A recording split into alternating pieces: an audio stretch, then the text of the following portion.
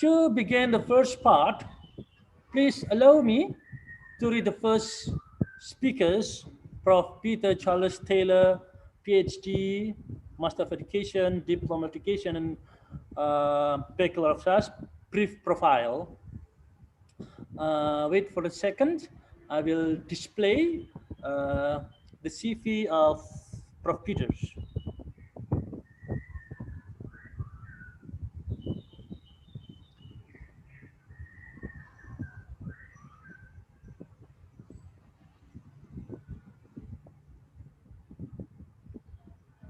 As we see on the screen, just brief curriculum vitae, resume Professor Peter Charles Taylor. I'm not read all, just the point at glance, because all of us can see from the screen. He's a professor of Transformative Education, School of Education, Murdoch University, Australia, and Director, International Transformative Education and Research Network, independent scholar and consultant.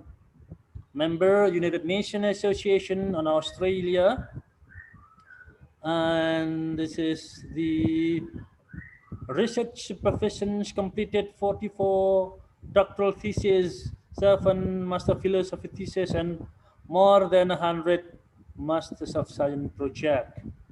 Okay, you can see the research impact, the top 20 research publication. There are so many. There's a good example for us to imitate what is the achievement of Professor Taylor here.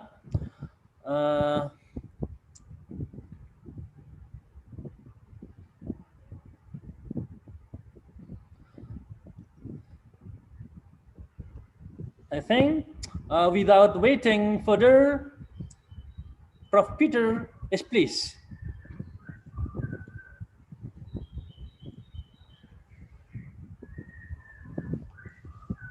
Okay, good morning, everybody. Selamat pagi, assalamu alaikum, and I'm very honored to be here. Thank you so much for organizing this wonderful seminar, and thank you to the organizers, in particular the moderator and my good colleagues who are also attending here from various parts of the world. I've noticed we have people from Bhutan, which is great to see. So let me just get my PowerPoint on the screen for you and to share my screen. Let's see how we go here.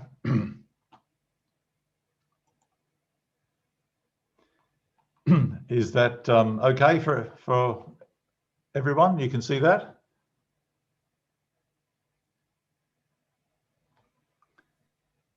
The moderator, can you see my screen okay? It's clear. Oh, good. Okay, fantastic. Now, because I tend to sort of talk too much sometimes, I would really appreciate you letting me know that I have 5 minutes to go before I need to finish.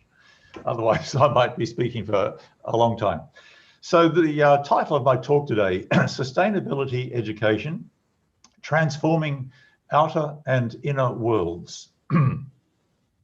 Let me just, excuse me, let me just start by saying that we're in this wonderful industrial revolution, which is called 4.0. I think the first industrial revolution goes way back to when the steam engine was first invented and we began to use fossil fuels. So now we are in the digital era, and there are many wonderful benefits accruing to us worldwide from science, technology, engineering, and mathematics, the way they come together to produce these wonderful life-enhancing technologies for us. However, there is a dark side, there is a downside, and it's what we call the Anthropocene. And let me just read this little quote out from the authors of this article. The human imprint on the global environment has now become so large and active that it rivals some of the great forces of nature in its impact on the functioning of the Earth system. In other words, because we have developed these technologies and the scale of them is now global, and we're using these technologies to enhance our lifestyles, we are actually impacting the Earth, the whole planet, in various ways. And many of these ways are quite dangerous. And I'm going to now just quickly, briefly mention 4 of them. So we have globally environmental unsustainability due to at least these 4 things. First one is global warming. And there's a report from the International Panel on Climate Change that gives us very damning statistics about the way in which our atmosphere is warming and how we have until 2050 to stop that trend. Otherwise, we're going to be in all sorts of problems. And some of those we are already witnessing with ocean rise and storms and wildfires. The second is plastic pollution. It's a wonderful commodity, plastics and polymers. However, they don't disappear like sugar in tea. They actually break down into smaller and smaller pieces and get into the natural cycles of the environment, and particularly in the oceans. And those small particles are consumed by wildlife. And guess who eats the wildlife? We do. So we have some big problems here. The third one is biodiversity loss. As our agricultural systems worldwide have expanded, we've cut down more and more of our natural forests, which has created huge problems for ecosystems and species within those ecosystems. So we are losing biodiversity very, very rapidly. And I have to tell you that Australia is one of the main culprits in this regard. We are continuing to cut down our forests, and what is left then burns with the global warming. And so we're having huge problems of sustaining our iconic species, such as the koala. The fourth one is biocultural diversity loss. This recognizes the intimate interrelationship between Indigenous people and the natural environment. And as we lose our biodiversity, as we lose our forests, as we increase our agricultural systems, and as many of these Indigenous people lose their cultural ways and values, we are losing a huge number of worldviews and wisdom systems. So here are at least are 4. There are others, but these are 4 of the major ones that I think we as educators need to and can do address. And sustainable, transformative learning, I think, is a key to how do we address these global environmental issues. One of the major things we need to do is to re-value the natural world.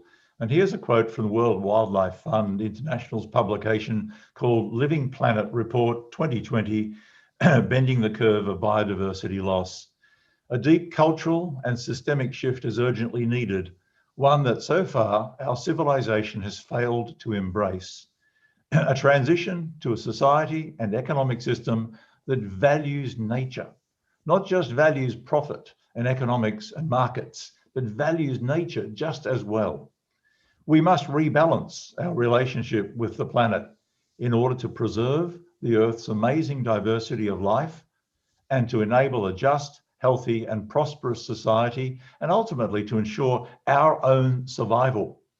If we wreck the planet, we don't survive. It's as simple as that.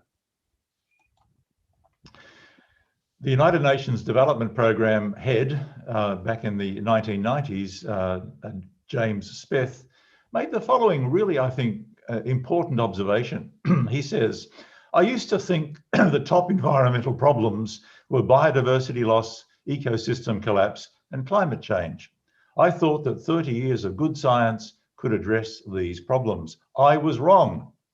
The top environmental problems are selfishness, greed, and apathy. And to deal with these, we need a cultural and spiritual transformation. And we scientists don't know how to do that. The United Nations recently released the 2030 Agenda for Sustainable Development. There are 17 Sustainable Development Goals that focus us on how to achieve a worldwide global sustainable development process. And if I distill this report into 3 points, they are the following. We must ensure that we look after the well-being of both humanity and the planet because of their intimate interrelationship. We can't have one without the other. We need to have a focus on future generations, our children and their children and so on. This is called an intergenerational commitment. We need to ensure that the way in which we live our lives leaves the planet in good state for future generations. And in order to achieve this, we don't just need more knowledge, we need a moral imperative. We need to put ethical values at the forefront of our consciousness.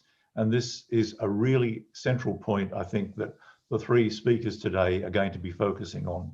How do we bring ethical values about sustainability into the education system, particularly in the science, the technology, the engineering, and the mathematics disciplines, which have notoriously left those out. So traditional STEM learning, I talk about a two worlds educational challenge, and these two worlds are the outer world. When we look beyond ourselves and we see the planet, we see the natural world, we see the natural environment, we see systems and patterns and natural laws. The other world is the inner world, of our own inner worlds, the worlds that our students bring with them to the classroom. And typically, traditional STEM learning has really downplayed the importance of students' inner worlds and had teaching and learning focusing on helping the students to develop their conceptual understandings of the outer world, how to do develop practical skills, to do experimentation, and to use objectivity, which means that you put your own subjectivity aside, you put your feelings aside, you put your values aside, and you focus on understanding the world outside of you. And this generates classically objective knowledge. I turn to a biochemist by the name of Linda Shepherd, who wrote a book called Lifting the Veil, The Feminine Face of Science. And she, in her book, she goes to great length to explain that traditionally, science has been taught from a masculine point of view. The view of masculine science is to look out at nature and to tame it, seeing it as a wild thing that needs to be tamed and harnessed and exploited for our own good. So we cut down all the forests because it's good to have timber.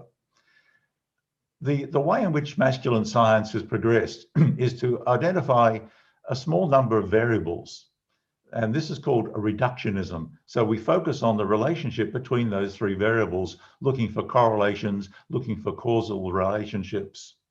And we use this cold logic, this propositional, deductive, analytical logic, which is free from emotions and apparently, but not so, apparently free from values. This is very much what we call a mechanistic worldview. And it came into fashion about 200 or 300 years ago in Europe, when natural philosophy became modern science. And I'm going to use the Greek god called Apollo to represent this, and I'll come back to that in just a moment. So Linda Shepherd argues that we need to bring into science the other face, the feminine face of science, in which we connect and in a loving embrace with the natural world. We don't just see it as an exploitative resource, but we see it as something that we are part of. So we look at the context. We look at the context of our examination of science, and we put those variables back into the context. We understand that the species that we're examining, whether they be in biology or social sciences, we have a context, and that is that we are part of the natural world. We're not separate from it, we are part of it, inextricably linked. And we bring to our inquiries in science a warm, empathic understanding. We embrace the other, the culturally different other, and the natural world. And we call this an organic worldview. And I represent this with the Egyptian goddess Isis. Now, you might be thinking, Professor Taylor is saying we should get rid of masculine science and just embrace feminine science. Not so, because Linda Shepherd argues that we need to bring both together. We need both the masculine face and the feminine face of science. So I represent this in the following way. Here's the Greek god Apollo with a mechanistic worldview, and here's the Egyptian goddess Isis, who reveres the natural world. And what we need is a mutual embrace between these two faces of science. So as Linda says, as we discover more about nature, we discover more about ourselves. It's not just a focus on the outer world any longer. It's a focus on both the outer world and our inner worlds. So how do we do that in education? Well, we can talk about something called socially responsible STEM in education. And here, the focus of the teaching and learning is equally on the outer world, trying to understand the outer world objectively, but at the same time, trying to help our students to develop not just their concepts and their practical skills for the laboratory, but also develop their sense of their emotional connection with the natural world, and to bring their own values into the foreground, particularly ethical values of sustainability. So we bring both of these knowledge systems together, the objective and the subjective, and we generate a holistic knowledge of the world and of ourselves. So what we need to do here, I think, is to transform our education systems in order to engage students in understanding better about both themselves and the world beyond them. So what is transformation? And here's a couple of images that might explain a little bit about what that means. Here's a young man stepping out of the framework that he's been in all his life and realizing that our lives are framed by knowledge systems and value systems and cultural systems and historical systems. But we need to become aware of those and to look beyond them to see what else there is in life. As the chicken who came out of the egg said, "Oh, wow, a paradigm shift, a new world view." And as the little caterpillar said to the butterfly, "You've changed." And the butterfly says, "Yeah, we're supposed to. We're supposed to metamorphose. We're not supposed to stay the same." So I think Claire Samet says this in a more academic manner in her book, The Feminine Power Breakthrough, which my wife was kind enough to let me read. And she talks about transformation in three ways: the psychological, the convictional, and the behavioral. And again, this focuses on both the inner world, a deep change in understanding ourselves, the outer world, a deep change in our values and our vision about others, culturally different others, and about the natural world. And in particular, a deep change in our activities and our social roles and practices so that we're actually able to transform both ourselves and the world around us. So the big challenge for STEM educators, science, technology, engineering, and mathematics educators, is to engage our students, particularly pre-service teachers who are going to go out and become teachers of STEM subjects, to engage them in their own transformative learning, professional development as transformative learning. So here we've got in the connection between the overlap in these two sets. On the one hand, we have the important disciplinary knowledge and practical skills from those subjects of science, technology, engineering, and mathematics. And on the other hand, we also want to develop these transformative capabilities. And I know that Dr. Mariana and Dr. Lily Taylor will talk more about what these mean in practice. So just very briefly, transformative capabilities, we're wanting to develop in our students the ability to reflect critically on their own value systems and their own assumptions that they bring with them, to make them visible and to actually subject them to some critical analysis. We want our students to develop an empathic understanding, a warm understanding, not just cold, rational logic in their inquiries into the world around them, but an empathic understanding, a warm embrace. We want our students to develop ethical and moral values that appreciate the importance of the interrelationship between humanity and the planet. We want them to go beyond their everyday thinking to engage in imagining how the world could be a better place, and importantly, from an ethical point of view, how it should be a better place. This is utopic thinking, thinking ideally, dreaming.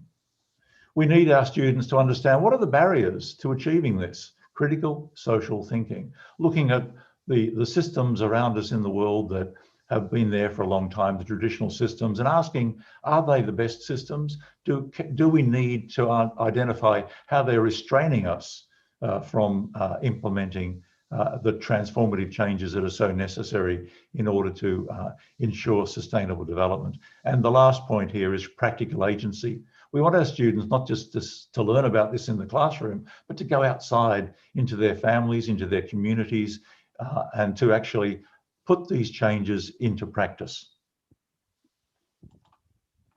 Now, one of the very important things for STEM educators is to know how to do this. And it's very, very difficult for STEM educators to know how to do this. So what we're advocating is that they embrace their colleagues in arts education, because arts education is where we find the source and the methods for developing our students' creativity to enable their imaginations to flourish, to give them a sense of the aesthetics. We need students not just to look at nature and say, well, isn't that interesting, but to see the beauty of it, to see the beauty of a sunrise across the ocean, for example, to see the beauty of the wind blowing through a forest, to see the beauty of the animals that inhabit those places, to see the beauty in each other, in culturally different others. We need arts education to help us to develop the eco-justice and social justice values. And we need our students to develop the communicative ability to be persuasive, particularly for students who are going to become teachers, to be able to communicate persuasively the values of sustainability. So the arts is a very rich area for developing transformative capabilities, and a relationship between the arts educators and the STEM educators is a really powerful way to move forward. So let me just sum up by saying sustainability education, transforming the outer and inner worlds, is basically got these four components to it. The first one is to recognize and develop what we call a socially responsible STEM education. And I've argued here that we can bring the feminine face of science and together with a masculine face of science. We need to bring ethical values of sustainability into the foreground of our teaching practices, to help our students identify their own ethical values and to question them and develop them further. And to do so, transformative learning provides really powerful pedagogy or teaching approach that enables students to reflect critically and to develop these skills and competencies that are complementary to the disciplinary knowledge and skills. And finally, as I said a moment ago, for STEM educators, this might seem a daunting challenge because we're kind of locked into our silos, our science and technology and math silos. But to go beyond that, to step outside of that framework, like that young man in the painting, it can be achieved by collaborating in this interdisciplinary sense with our arts colleagues. So I'm advocating here an interdisciplinary STEAM curriculum where the A represents the arts and it comes into a really powerful creative relationship with the STEM disciplines. A lot of what I've just talked about is going to be in our book that's coming out next year. We have chapter authors from Australia and Nepal, and I'm pleased to say Indonesia, particularly in Jakarta, Surabaya and Medan. And I can say now that Dr. Nani Mariana is going to be one of those chapter authors who explains how in elementary primary mathematics education, she is embodying transformative teaching in her practice. We're covering elementary, secondary, pre-service and postgraduate education. So in the last case, research as transformative learning. Here are some references that you might wish to look into to understand more deeply some of the ideas that I've only just touched very, very briefly today. So thank you for your kind attention, Terima kasih, and I will now hand back to the moderator.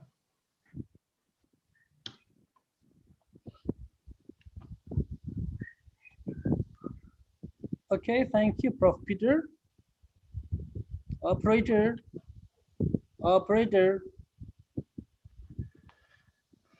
Hello, operator. Ya, Pak Ustadz.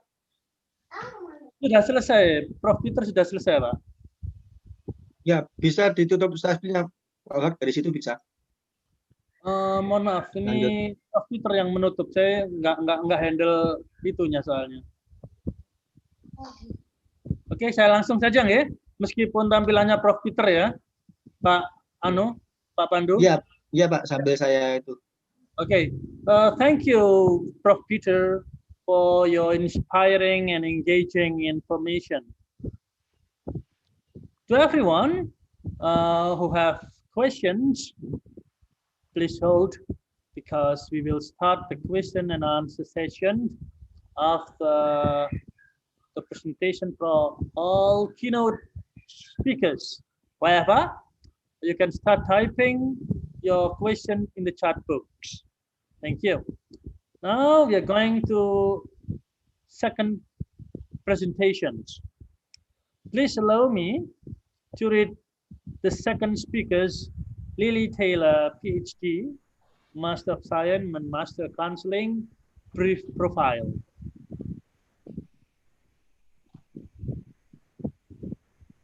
Please allow me share it into the screen.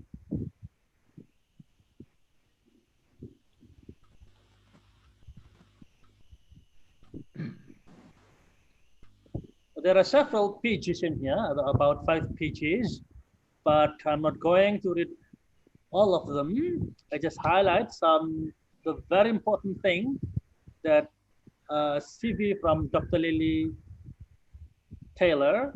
Dr. Lily Taylor holds a Master of Science, secondary education degree from the University of Salzburg, Austria, and PhD in education, science education from the Science and Mathematics Education Center at Curtin University, Perth. Professor Dr. Taylor, who migrated to Australia from Austria, was secondary science teacher and taught in government high school, including a trial school of the Austrian government Department of Education, specializing in innovative approaches and curriculum development.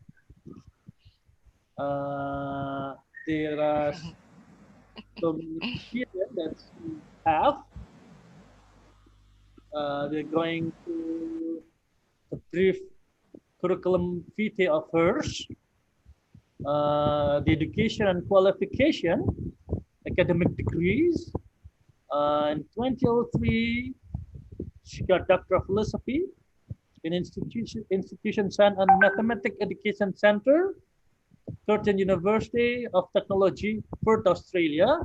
The topic transforming the cultures of science education. And in 2013, Master of Counseling in University of Notre Dame, Australia, Fremantle, Australia, and also other qualification, as we can see on the screen. And now the current roles is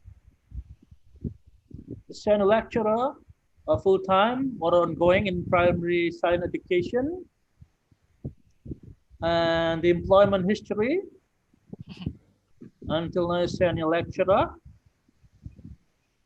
Employment history, as we can see on the screen, and research role, and there are so many research and teaching grants, and wow, we have a lot of experience as invited keynote lectures and workshops. It took a long time. If I read, as we can see on the screen, international thesis, the esteemed pictures, and awards.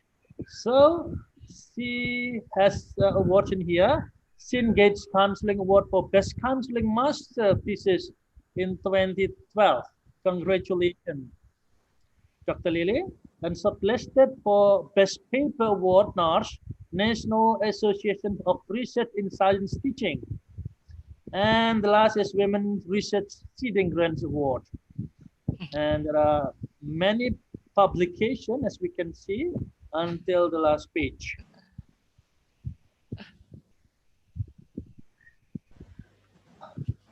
Okay. Such a great Dr. Lee, and we will listen for you presentation. Dr. Lily, yes, please. Okay. Okay, good morning and assalamu alaikum. I hope I get my screen to share, which would be wonderful. So let me try. Okay, can you see my screen? Clear. Excellent. That went without problems. This is really good. Okay, so thank you very much for the invitation. My name is Lily Taylor, as you just heard in this very, very detailed introduction.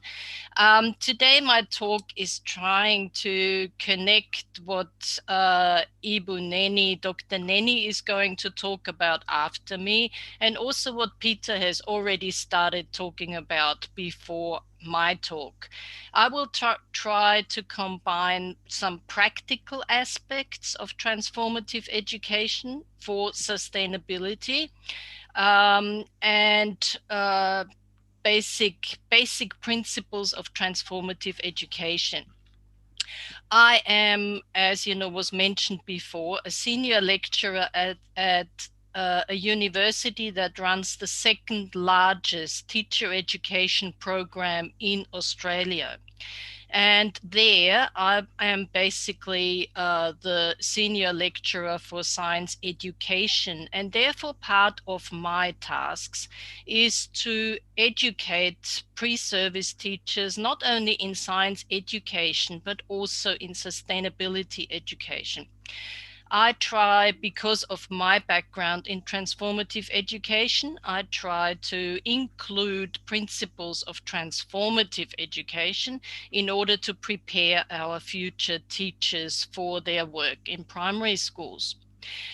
In particular, because of my background in values education, I think it's really important when we talk about transformative education for sustainability that we acknowledge there is a need to make room for values.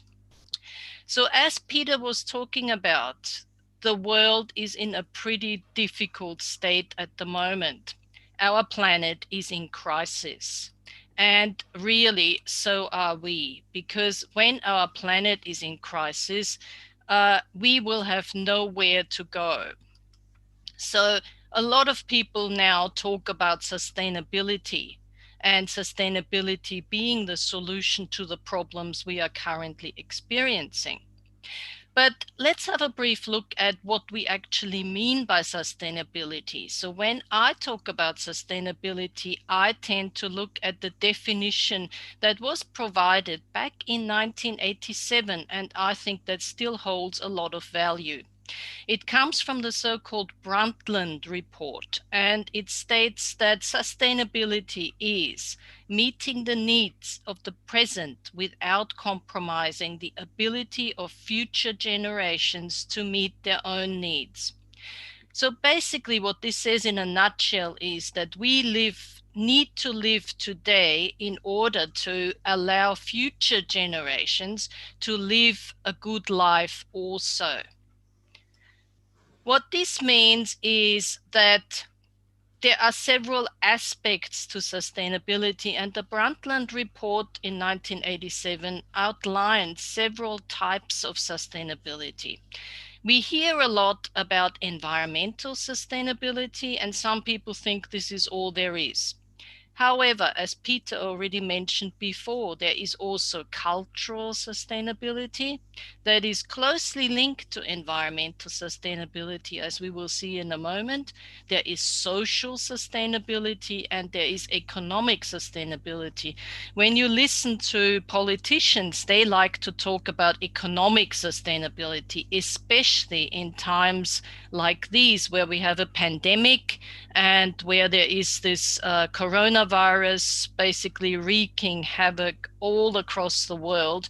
And when you listen to some politicians, their main concern is to open up the economy and to basically kickstart the economy again, rather than focusing on what's happening with the pandemic at a social level. Each of these types of sustainability not only creates, but also is determined by a set of values. And this is also why we have a category that is called personal sustainability. Personal sustainability means that I live a life that allows me to live well within my means in the current environment, without using too much in order to challenge the needs of future generations.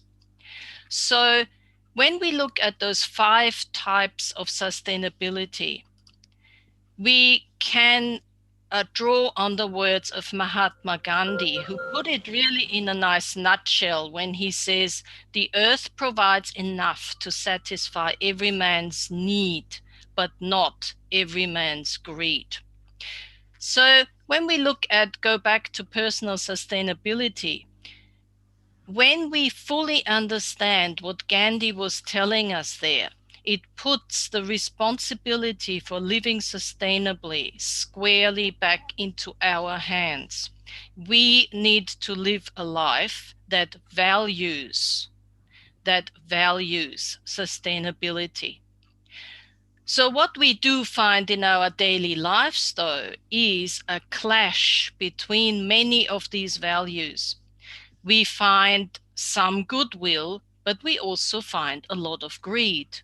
We find people who need, of course we need, but we also find people who are careless about other people's needs, people who are careless about what the environment needs. And what we really need to do when we talk about all these different types of values, we need to bring these values together into one coherent framework. So rather than allowing money and economic considerations only to determine how we live our lives, we need to find a balance between environmental, economic, cultural, social, and personal sustainability. And yes, it is complicated. So for this reason, the world looks to education for solutions. So basically, we are, as educators, we are at the forefront because we are training the future decision makers for living sustainably and for keeping this planet, rather, a place where we want to live in and where we can live in. So transformative educators for sustainability embrace cultural self-knowing, knowing who I am from a cultural point of view, relational knowing, critical social knowing, visionary ethical knowing, and practical knowing. And I know that Dr. Nani is going to talk in more detail about each one of these. I want to focus primarily on cultural self-knowing, critical social knowing, and visionary ethical knowing in my talk today. And basically give you some examples how we can put these into practice. So when we look at cultural self-knowing and critical social knowing, we know, and Peter mentioned that already, that cultural sustainability and social sustainability are closely linked. They are also linked directly to environmental sustainability. And Peter was mentioning the term loss of biocultural diversity. Basically, what we are really losing by losing cultures is local and indigenous knowledge system that tell us how to live sustainably in a particular environment. And this is really important in Australia, for example. I have been living in Australia for 20 years. Which means that I bring with me a certain set of cultural values and cultural knowledge. However, there is also an Aboriginal cultural knowledge system that has already existed in Australia for more than 80,000 years.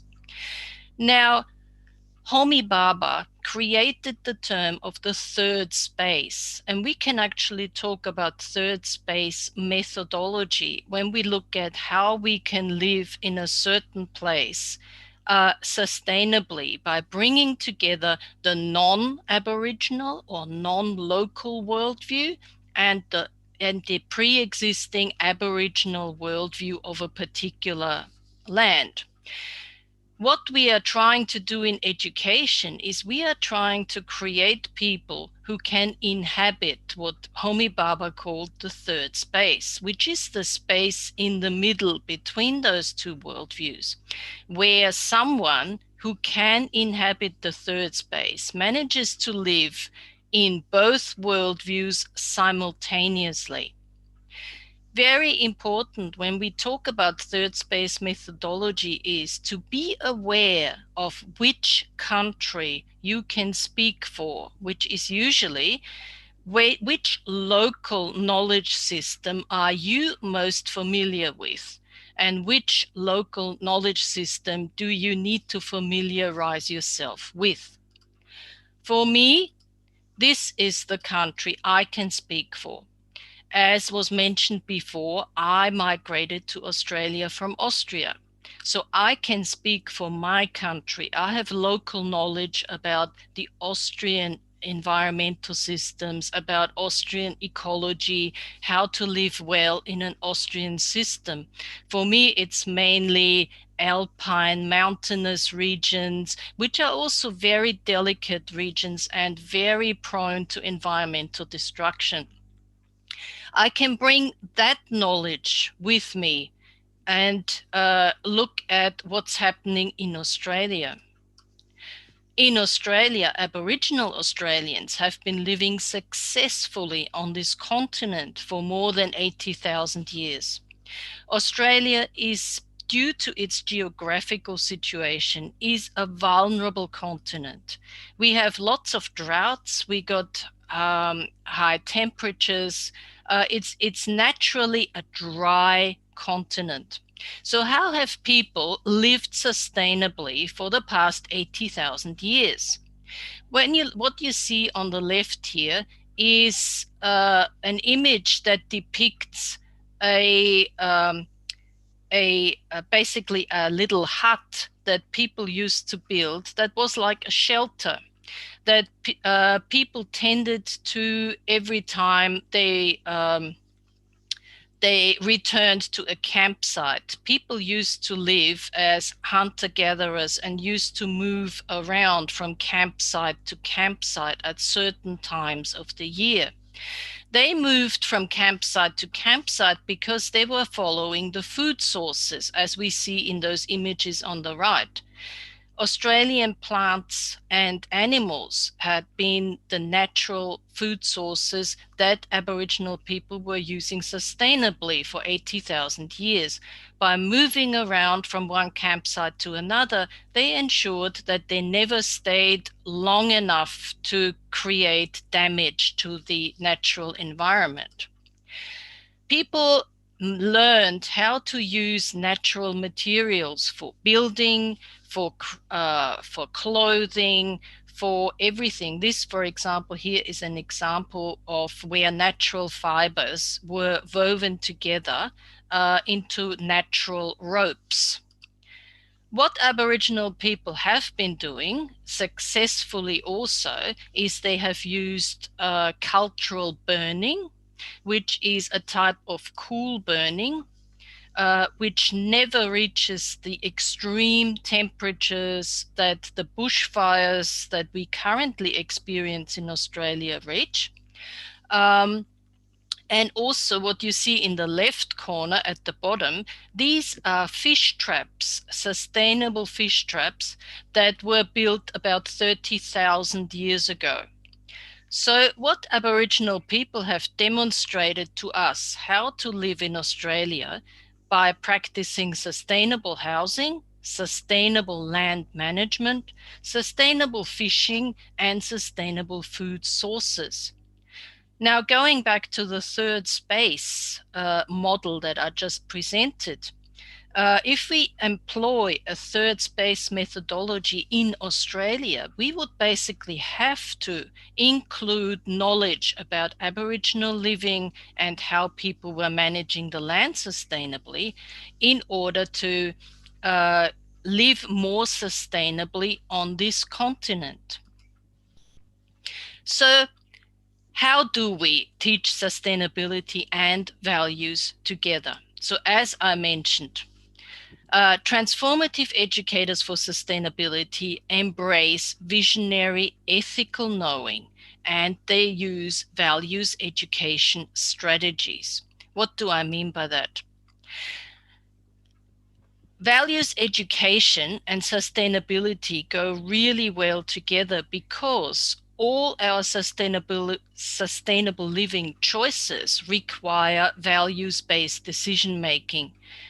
What we wear, what we eat, how we conduct agriculture, how we manage land, how we use, for example, transport. And, basically every decision we make that has to do with living more sustainably is based on values. So we are constantly torn between a life of comfort, where we may be living unsustainably, and a values-driven life where we make a decision in favor of a sustainable future. So what does values and sustainability education look like in the curriculum? In Australia, we have what we call a cross-curriculum priority of sustainability. We also have a so-called general capability that is called ethical understanding. So using the cross-curriculum priority and ethical understanding provides a really good foundation for us here in Australia to use values education to teach, or in the context of teaching sustainability. In Indonesia, I am aware that character education and Islamic spiritual values are very important. So the pillars of character education in Indonesia, I'm pretty sure you are all very familiar with. So that would provide a very solid foundations for you to do the same thing, bring values into sustainability education. So when we teach sustainability and values, we've got different approaches. Traditionally, science teachers, science educators, particularly in Western countries like in America or in England, have used what is called socio-scientific issues that involve sustainability topics. Now, socio-scientific issues could be described as any potentially contentious, value-laden topic. For example, should Australia open up more coal-fired power plants? So our politicians would argue, yes, of course, because we need the energy. Our more environmentally minded people would say, no way, we actually have to phase out coal in order to live a more sustainable lifestyle with a cleaner future. So the way you would be teaching this is you would teach the content first, and then you would get your students into a debate where you split the class into halves, where one side of the class has to argue for, let's say in our example, for coal-fired power plants, and the other half argues against coal-fired power plants. Now, what this would do is it would give students an opportunity to see both sides of the argument. In this particular type of strategy for values education, it is important to teach the content first in order for students to have the basis to have a discussion later on. Now, there are many people, including myself, who are not such great fans of socio-scientific issues and the content-based approach, but I am presenting it here for simply to show you what methods are being used.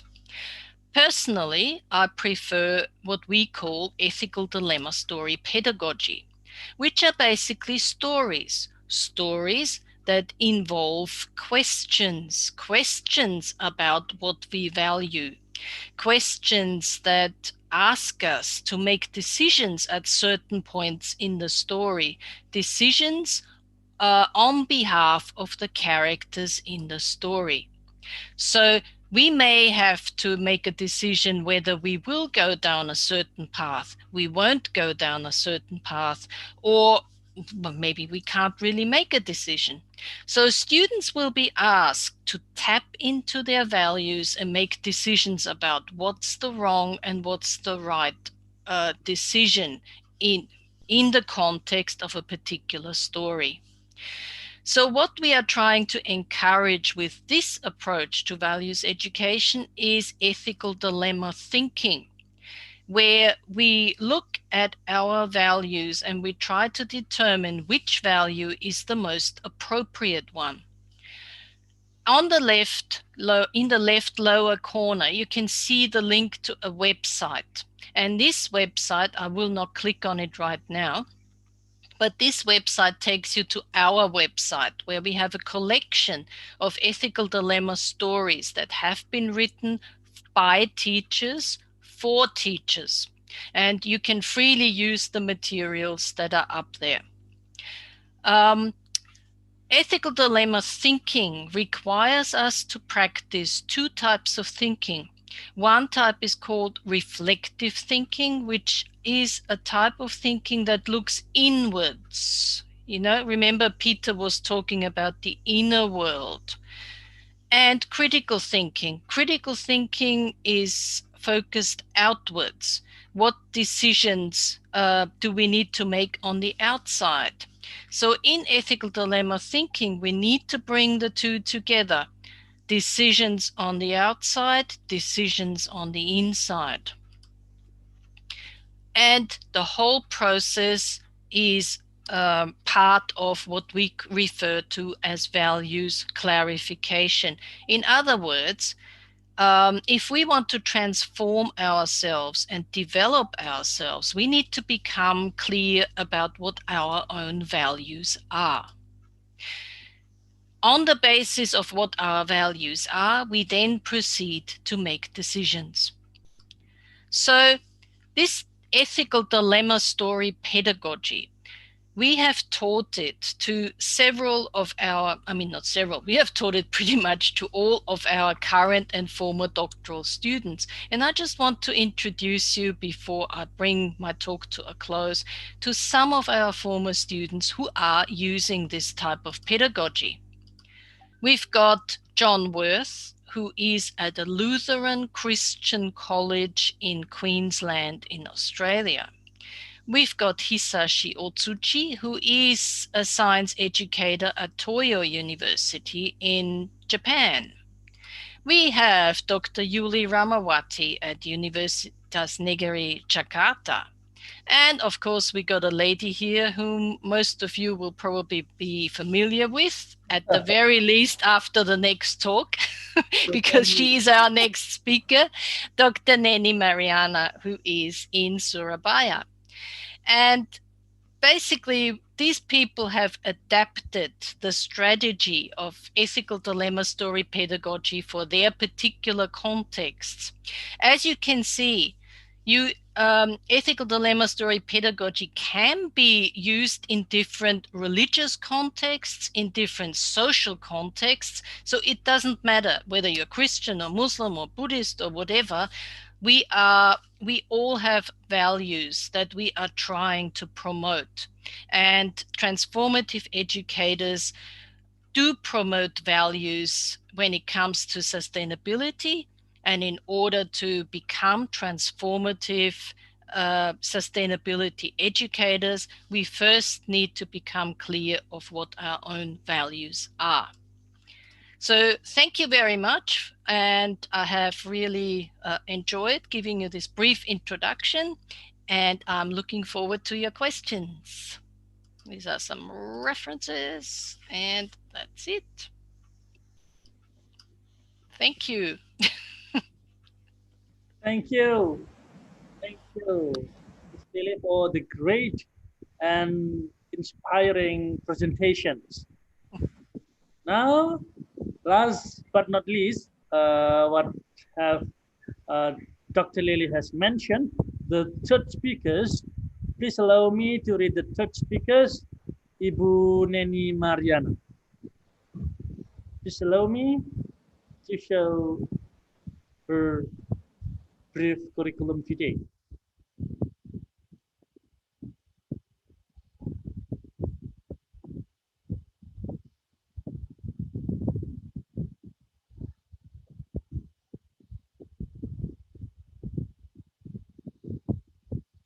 The curriculum vitae of Ibu Nani Mariana, SPD, MSc, PhD, place of and date of birth, Surabaya, 21st November 1981, gender,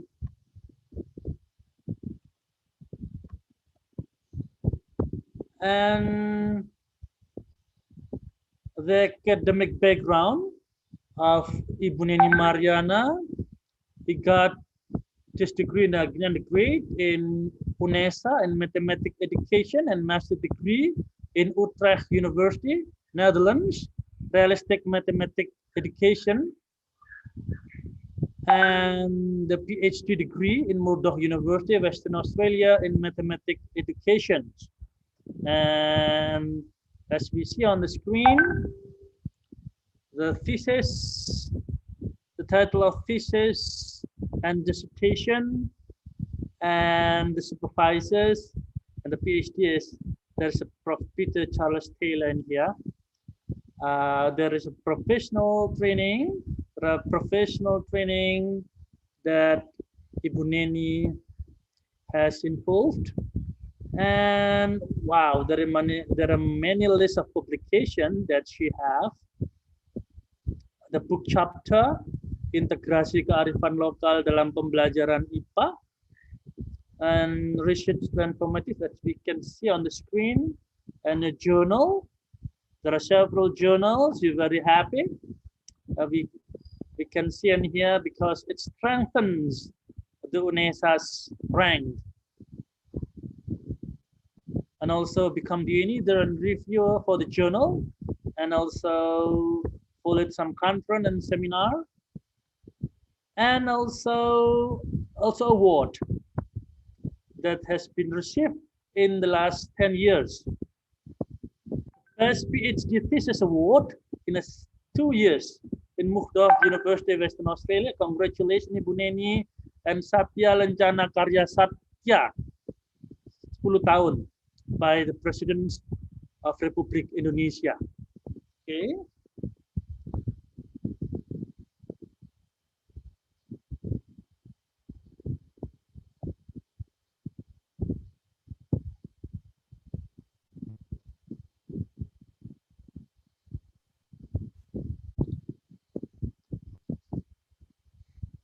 Without waiting further, Ibu Neni, yes, please.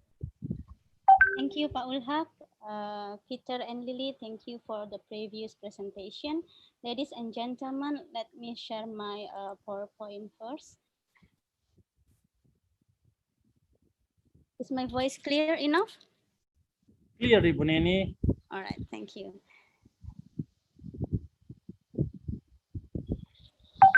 So in this event, I will talk about teachers. So the transformative learning theories that already mentioned by Peter and Lily, I'll go practical or pragmatist, where the teachers can implement the transformative learning theories.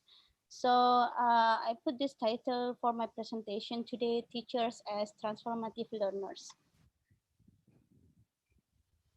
The outline of this presentation is I'm going to talk 4 big topics, which the one is who is a teacher. So I will use the philosophical perspective to talk about what teacher is, and can a teacher be a learner? And the third one is teachers' capabilities as a transformative learner. So this is the practical ways to understand the 5 ways of knowing that already mentioned by Lilis and Peter. And I give a few examples of the implementation in primary school level.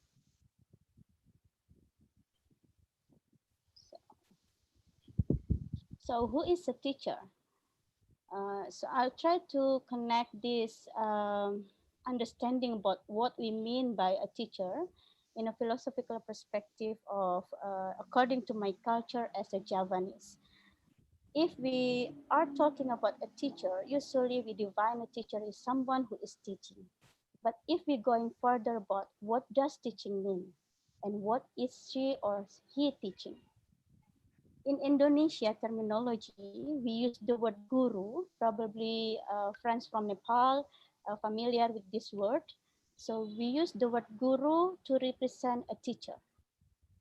And as a Japanese, usually Japanese likes to make an acronym of a word, including the word guru.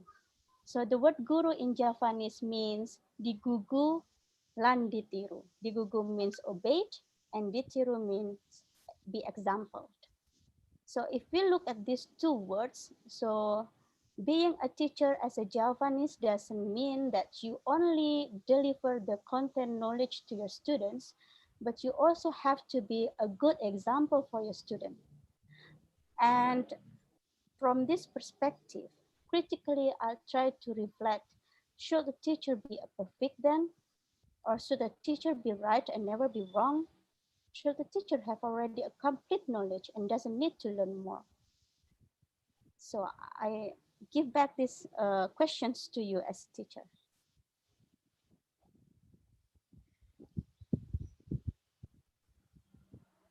So in this pandemic, we are as a teacher surely know that we have to learn more, especially for the technology, right? So can a teacher be a learner? Probably most of you will say yes. But when we will learn? Is it before we are teaching, or during our teaching, or after we do the teaching? And then the next question is, what are we learning as a teacher? It's all about the content knowledge, the techniques of teaching, or the technology that we have to use, which platform that appropriate for my students or for our students in our community, or a student's achievement, or is there anything else which should be considered? So I'm going further to talk more about transformative learner. If a teacher can be a transformative learner, or if a teacher can be a learner, then what what does it mean for a teacher to be a transformative learner? So I'll give you one example of my students. So this is the example when a school surrounded by factories. So usually in big cities in Indonesia, such as Surabaya and Sidoarjo, and the city surroundings, we have so many factories. And one of my ex-students, she is pre-service teacher when she told me this story. Uh, living in that kind of environment. She told me this story. I'm a laborer's kid. My homestay is surrounded by big factories. On each Labor Day every year, I have seen laborers to protest and demonstration to ask their rights. I don't know what happened. Is their salary not enough? In my place, there is a primary school. Most students there are my neighbors. We are in the same boat as laborers' kids. I don't know how far I can bring this critical issue to my primary school students in my math classroom. But one for sure, I want my students to have the same awareness and empathy to their parents as well as me. So if we look at these questions that she poses, actually, even though she is a laborer kid, she haven't really understood what happened to her parents. But doing this transformative learning during her research, she found something. So the framework of this research is mathematics for social justice, where we questioning what happened in our surrounding, and we critically see ourselves as a part of the society, what we can do to fix what happened. And this is teachers' capabilities as a transformative learners. I will talk about 5 learning capabilities that the transformative learners should be done. So the first one is cultural self-learning. So in the for the example of my students, which is the laborer kid, she is learning the self of herself as a teacher, as a laborer kid. And she is also learning the selves of her students.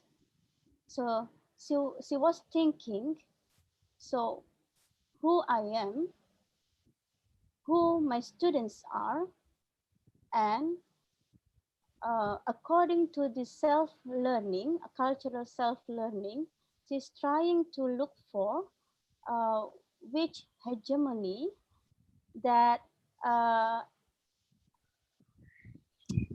break down the society, and then which values that she should embed to the students as laborer kids.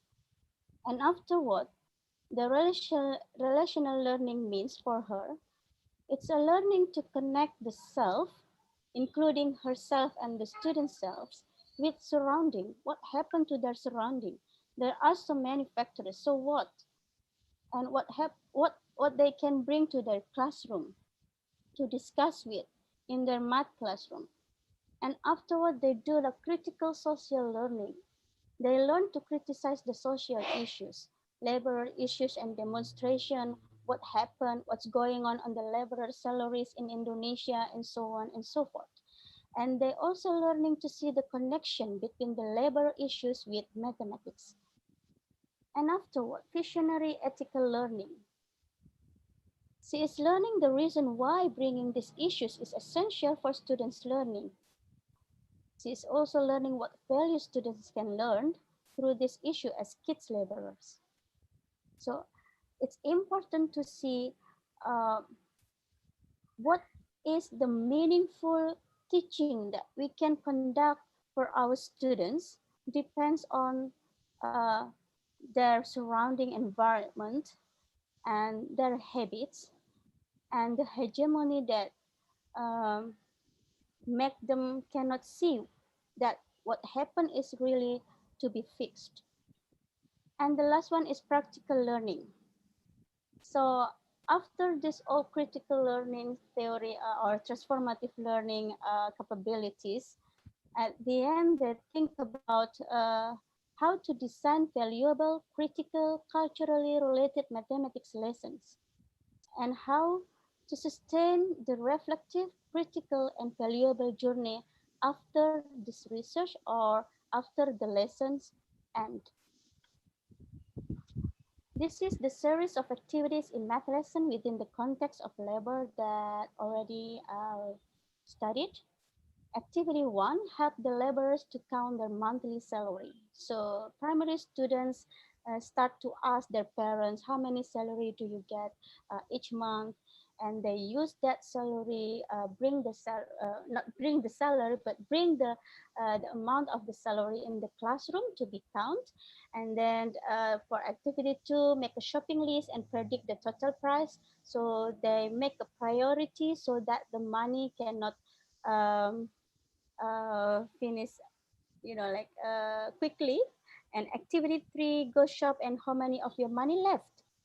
And after they go shopping and make shop the grocery and all the main needed for each month, they are thinking, so how many left? In the activity 4, do you see the social gap? Because the salary is varied, and also like some people have some money, more money left than the others, then they see the social gap between them. And this is the numbers here are helping them to understanding the social gap. And afterward, they are thinking about others needed than that they usually ask their parents. For example, one student say, usually I ask my mom to give me my football shoes. And It took so many times, so long for me to get the football shoes. What happened? Why didn't they give me so directly? And by these activities, they become aware. At the end of the activity, students reach an awareness of the social gap through mathematics, and afterward, they had an empathy to their labor parents. Students made a promise to be more considerate with their wishes to their parents. One student was crying at the end of the lesson and said, "All right, Miss, I won't ask my parents again uh, to buy the football shoes. Otherwise, I will save my money every day, and after it's enough, I will buy by myself." So this is the touching moment that my students experience in the classroom, and also my pre-service teacher experienced. And the second one is another example for a girl. So this is I asked her picture last night, and she gave me this little of her while she was doing dance. So another example is a girl who loves dance but hates math. This is the story about the dance teachers. I loved dance since I was a child. Dancing is like a part of my life. Now, since I have doing my bachelor degree as a pre-service primary school teacher, I use my spare time to teach creative dance to my primary school students. What I call creative is I combine some movement of traditional dances and modify the movement with another traditional song or music. In the contrary, I hate mathematics. To me, it's too difficult and not too enjoyable like the dance I love so much. However, through a transformative learning, I gained a different lens to see how I have been doing mathematics through my dancing. Thus, I want to show my students how math can be as much fun as the dance we are doing. So she was exploring one creative dance. Actually, the dance is combining the Japanese dance movements for children. It's called Gambira dance, and we have done publication for this research. So what happened to the Gambira dance? She is exploring the dance movement. So as a teacher, she becomes so reflective to the movement and thinking mathematically which mathematics that I can implement in my dance movement.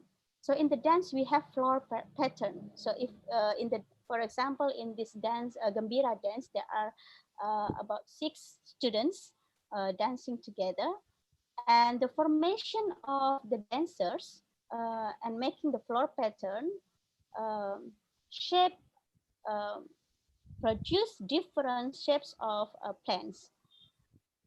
And the other one is let's dance and count. Usually, if you are doing dancing, your teacher will clap, clap, clap, and by certain rhythms, uh, she will count. She will count the movement, right?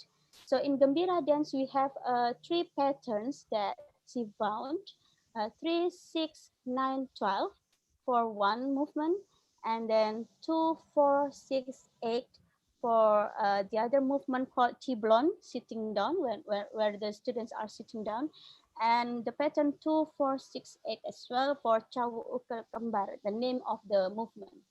At the end of this activity, students become loving mathematics and learning how to see mathematics through their dance. And the other strategy is making the math problems or creating math problems within the context of dance.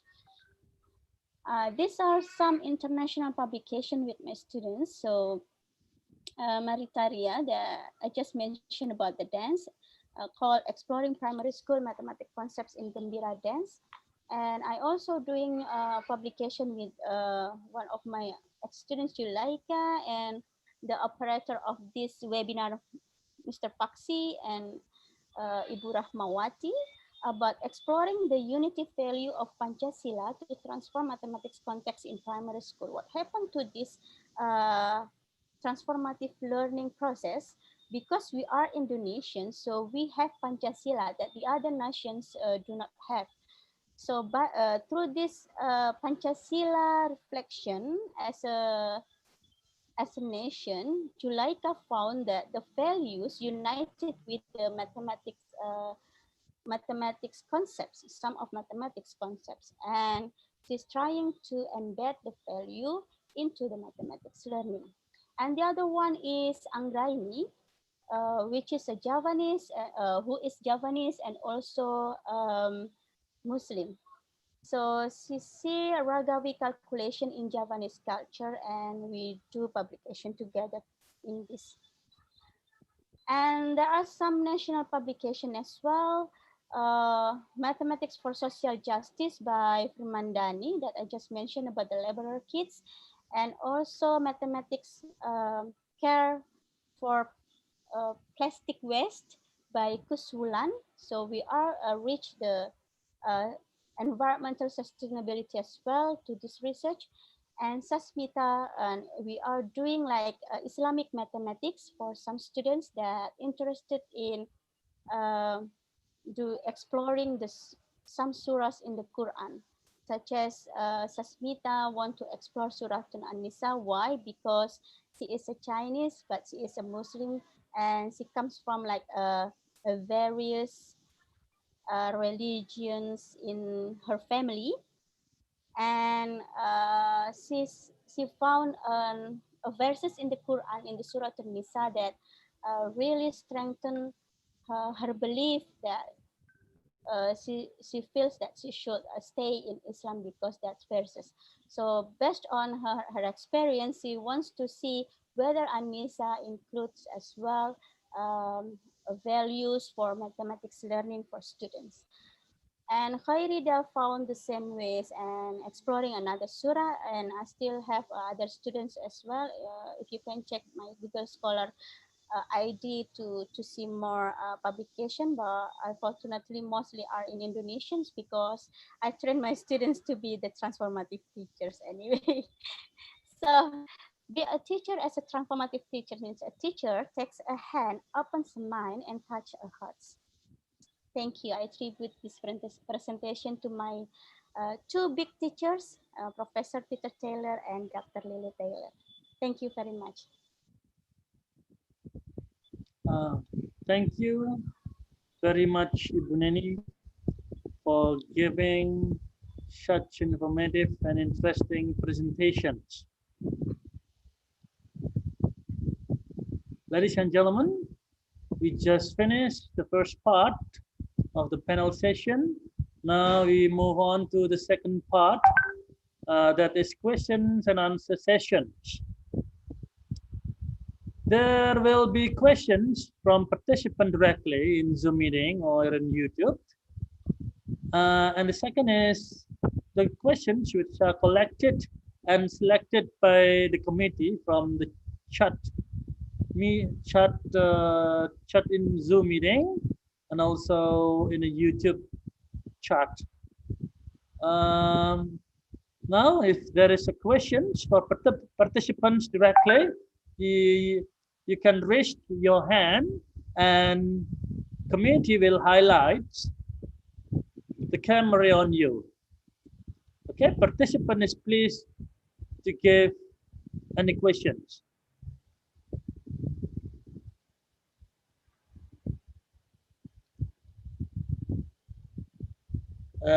There is no questions. Okay, wait a second.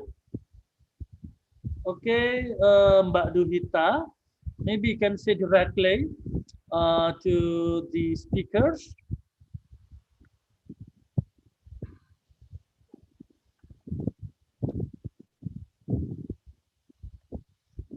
Okay, we will give the priority for direct question first before from the chat meeting that is collected and selected by the committee. Maybe you can raise the hand so the committee can highlight the camera on you. Okay, there is Dante. Dante, would you like operator? Would you like to highlight Dante, please? There's a participant name is Dante. Operator, there is a direct questions from Dante.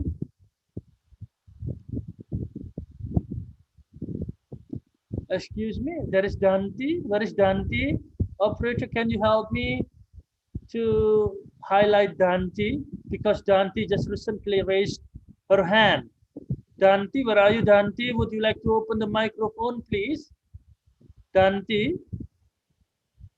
Hello, Dante. Dante, where are you, Dante?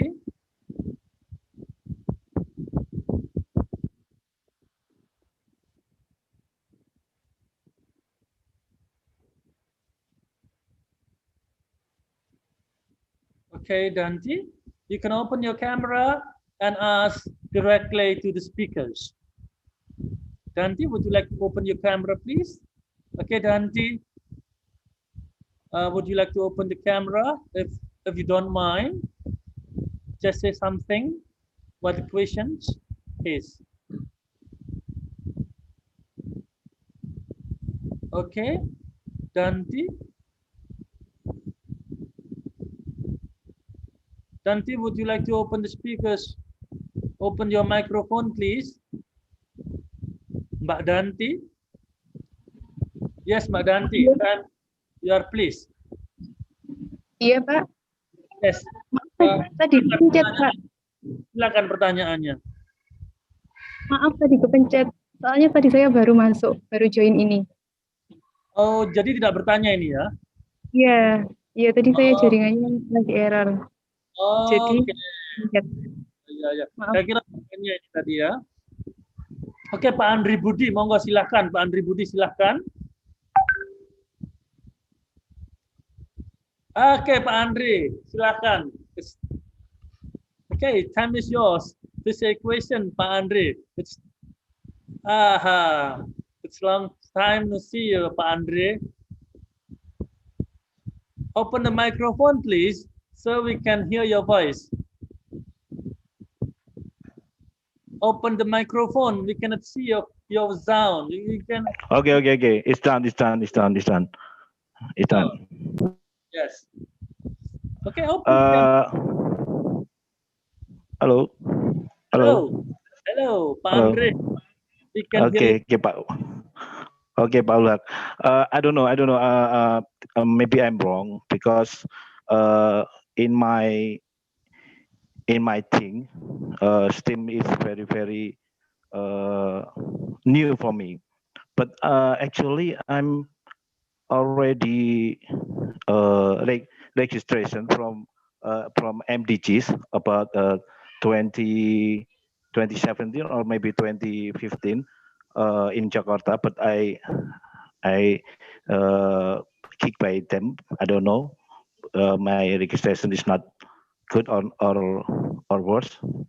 But my question already written on the what is it, Zoom message. But I want to my question for Professor Peter or for you, Mr. Ulak. Can you describe about the STEM? I don't know, STEM or STEM. I don't know, but it's very new for me because I already browse in my Google search. It's very confused me. But maybe later after this Zoom meeting, maybe I will call you in personally. Do you still remember me, Mr. Ruhak? I'm your student. One of my best students in the classroom. Yeah. Okay, Mr. Ruhak, that's my question. Maybe you can help me for my developing for my student, because this is very pandemic. Coronavirus make me my student, or maybe me makes me everything is very confused. It's very confused. But now I want to make a question for my Mr. Professor Peter, or maybe you, Mr. Ruhak, can describe what about this STEM or STEM, I don't know.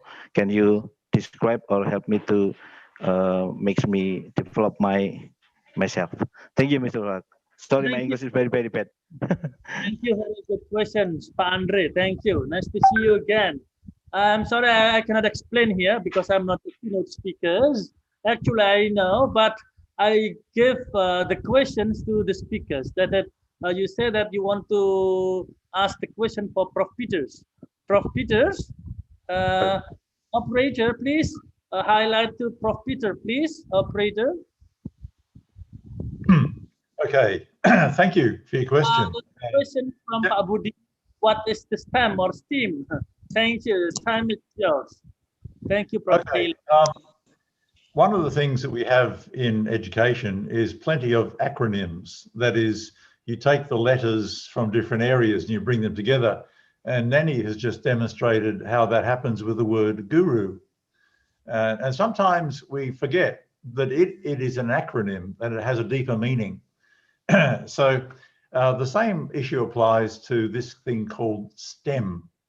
This acronym, which stands for Science, Technology, Engineering, and Mathematics, has become very popular in recent years, mainly because politicians want to improve the economic situation of their country. And they think that they need to increase the number of graduates in the sciences and the technologies, engineering and mathematics areas. So they, in Australia in particular, they are making it less expensive for these graduates students to go through university and to graduate in these areas. So one understanding of STEM is a political understanding, an economic understanding. It is a cluster of disciplines that serves an important economic purpose. Now, some people say we need more than just knowledge. We need creative thinking. And for our economies to expand and our country to be more clever, we need our STEM graduates, not just to know the disciplinary knowledge, but to develop creative skills.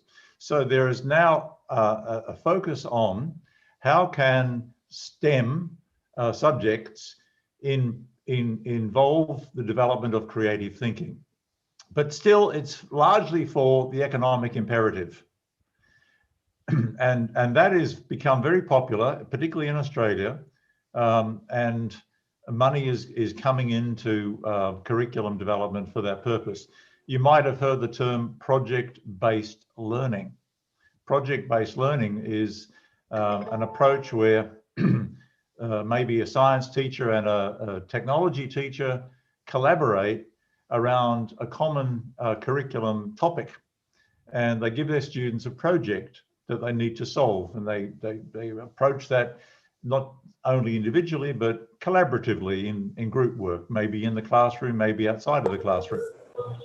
Now, that's okay, but there are other understandings of STEM, and one of them is called an integrated curriculum understanding, where the science teacher, the technology teacher, the mathematics teacher, for example, collaborate around a common curriculum approach. So they might have a topic, and each one of those teachers addresses that topic from their particular disciplinary perspective. But once again, the question is, what are the values attached to this approach? And it's not come back to the answer, it's the economic imperative. Now, when we talk about STEAM education, we do so from a particular moral and ethical standpoint, because we are concerned about the impact of science, technology, engineering, mathematics on the world at large, particularly giving rise to all the sustainable development challenges, you know, global warming, loss of biodiversity, plastic pollution of the land and the sea. Now, STEM itself does not necessarily have that moral imperative built into it. In fact, often STEM has an objective approach where you leave your moral perspective to one side and you are dispassionate, you are disinterested, you are objective. What we want to do is bring values into the foreground. There's some strange noises going on there. So to do so, we say that the arts, and Nani has just demonstrated how the arts are so important to bring into mathematics education in the context of students learning dance, for example, and mathematics for social justice. And you know, there's a moral imperative to this approach. So STEAM, for us, at least, for our perspective, is a way of bringing not just creativity into learning of these disciplines, but also to bring in ethical values. And that's the focus of our talks today. Ethical values for the purpose of helping students to develop special capabilities, not just knowledge from the discipline, but special capabilities where they can go out into society and become more socially responsible for the pattern of their lives, to become more socially responsible citizens, socially responsible workers, socially responsible family members in all aspects of their lives. And you know, I'll give you a really small example. STEM has been very good at producing polymers. Now, when I was a kid, I lived in a world where there were no plastics. We had wood, we had metal in our lives, but we had no plastics. Suddenly, plastics were invented and started to be produced. And today, I can go into my local supermarket and I can see individual pieces of fruit like pisang wrapped in plastic. Why? Now, from the economic point of view, it's convenient. It helps preserve the life of the fruit. But what happens when we take that home? We unwrap the fruit, we put the fruit in the basket or we eat it. What happens to the plastic? Where does it go?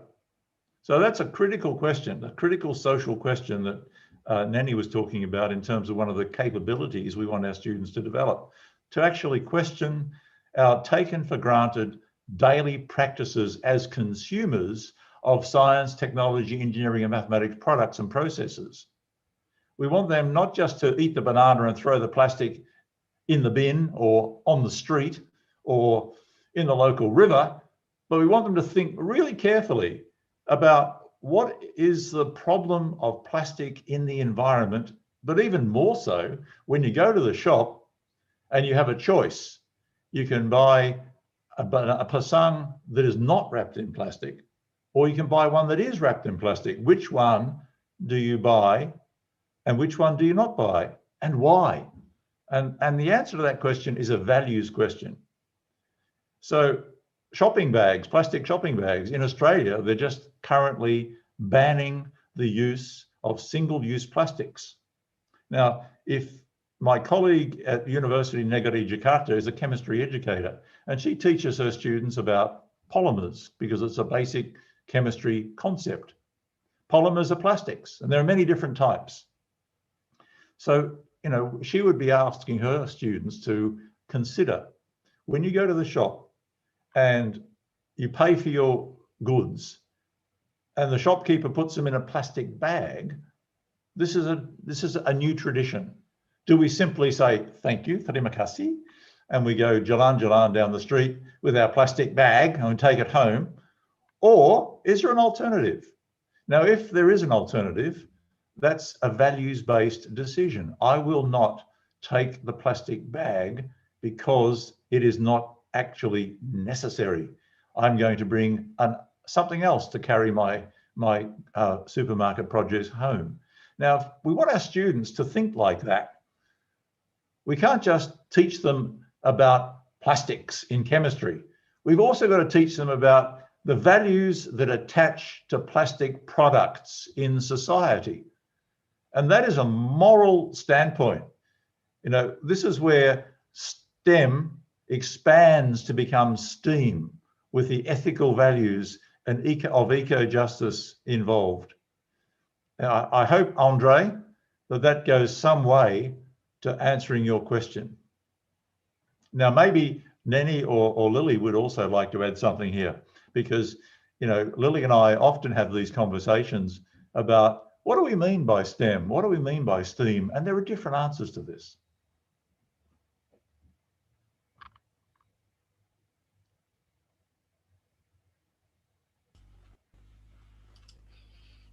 Do you want me to say something? Yeah, please do. Please do. I would just like to add one example that I've been using with my pre-service teachers just this last semester. An example of STEAM, if you like, with a link to sustainability. That also links to what Peter was just talking about. There is, as you may be aware, the oceans are warming. And because the oceans are warming, there is more, the pH levels become more acidic, which means that a lot of corals bleach. So we know corals are in trouble when they basically lose their color, and losing the color happens by the corals expelling algae that live inside the corals. So basically the coral cohabits with algae when they're healthy, and that's a healthy coral reef. And we know that when corals turn white, they actually are in deep trouble. So one way of teaching this was, and that is directly linked to STEAM, where we bring the arts in. So I had recently come across an activity where one of my colleagues, who is an art educator, she got her students to use clay that dries white, to create corals. So that's what I did with my students. I asked my students to go on the internet and choose a type of coral they really liked, and then create that coral from like a block of clay. So basically each one of these students, and I wish I had a photo here right now, but basically created a coral. And that coral initially was gray when they made it, because the clay, the fresh clay, was gray. So we basically had created, when we put all the corals together, we had created a little coral reef. So after a week, when we had our next class, the corals had, in the meantime, the clay corals had dried. And what that did was that the clay had turned white, which we could then link to coral bleaching. And then we could talk about, so what is it about coral bleaching that is actually a sign that the ocean is not well? So we were using the arts to get to the topic of ocean warming, ocean acidification, coral bleaching. So just to give you an idea there, this would be an idea of where we have just combined science, we have brought in the arts, we have brought in sustainability. And, you know, STEAM doesn't mean you always have to bring together all of these aspects. So, for example, in this case, there was no mathematics involved, or not directly anyway. But you could bring that in when you then look at, for example, how the number of coral reefs, for example, healthy coral reefs has decreased in recent years. So, you know, like there is no limit to how you can link these science, technology, engineering, the arts and mathematics, right? It's bringing them together in order to talk about a complex topic such as sustainability. So I hope this has helped a little bit to give you an example.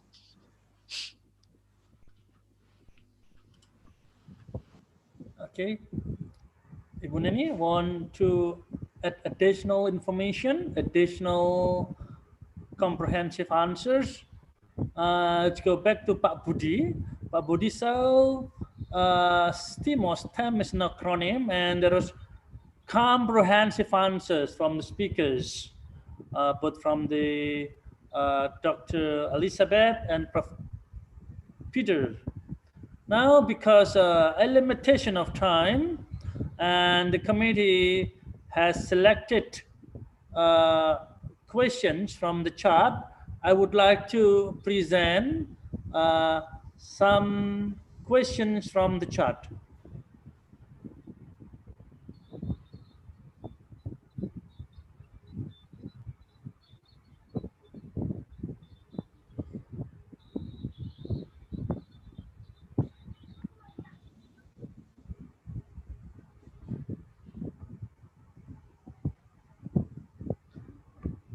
I would like to read the question to Mrs. Lily Taylor from Diana Aditya.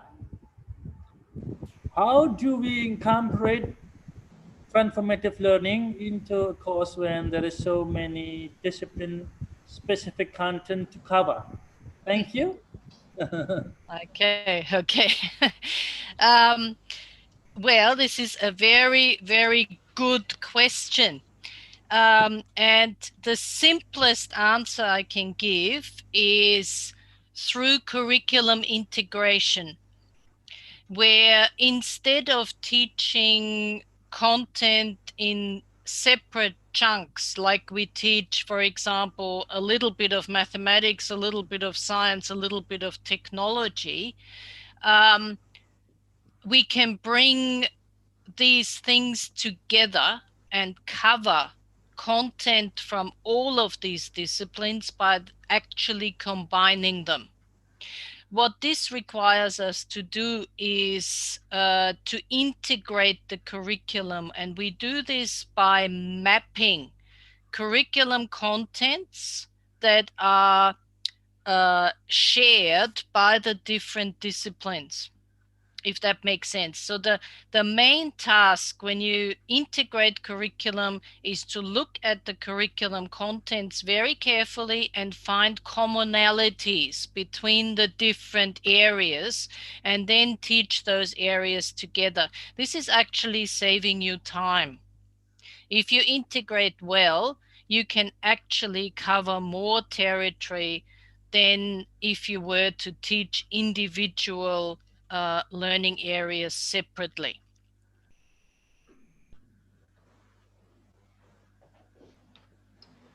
Thank you. I can add I can add something to this question, I think. Is yours, Professor?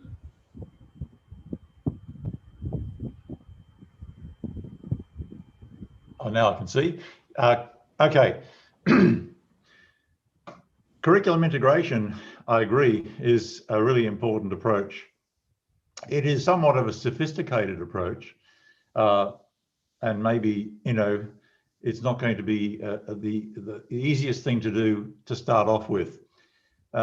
Lily showed one of our graduate students, his name is Dr. John Worth, and he brought STEAM approach inside his own science teaching without necessarily collaborating with other teachers in his school.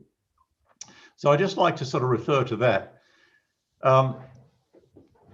As a teacher, you can become a transformative teacher very easily. You don't need a huge amount of effort and time and resources. You don't necessarily have to collaborate with other colleagues as a starting point, but maybe that's something that you aim to do eventually. What you can do in your own teaching practice, if you've got a lot of content to deliver, you can simply ask questions of your students. You can provoke their reflective thinking with questions. You can ask them, like, I'll go back to the plastics example. Let's say you're in high school, secondary school, SMR, SMP, and you're teaching about polymers in chemistry education. You might say to your students, you know, what types of plastics do you use in your daily life? There are different types. What do you do with those plastics when you're finished with them? Where do you think they go once you throw them out? Have you read about the problem of plastics in the oceans? Have a little think about that for a while. Where do all the rubbish go? Where does all the rubbish go? So you can ask those sort of critical questions which are designed for the students to take on board and become reflective. When you go to the shop, do you automatically accept the plastic bag? Why? What did your parents or your grandparents used to use before plastics were invented? Why don't you go and ask them? You know, you can ask questions to stimulate students' curiosity and reflective thinking and get them to bring their own values into the foreground so they can see that framework that's invisible to them. You know, becoming aware of our frameworks is a really important step towards becoming a transformative learner and a socially responsible citizen. So yes, I fully support integrated curriculum development where teachers of the different disciplines, particularly bringing the arts into STEM, sit around in an ideal scenario and plan integrated curriculum. That's fantastic, but it probably isn't going to be the first step for most teachers, most schools. The greatest flexibility, of course, in doing this is in elementary primary schools. When you get up into middle school and higher secondary school, the curriculum tightens up with a lot of content and a lot of assessments and national exams, et cetera, et cetera. So that's where the individual teacher in that content-heavy curriculum can actually do a little bit often by asking these provocative questions of students. Thank you. Thank you, Professor. I would just like to add one more thing because I just remembered what I actually wanted to say.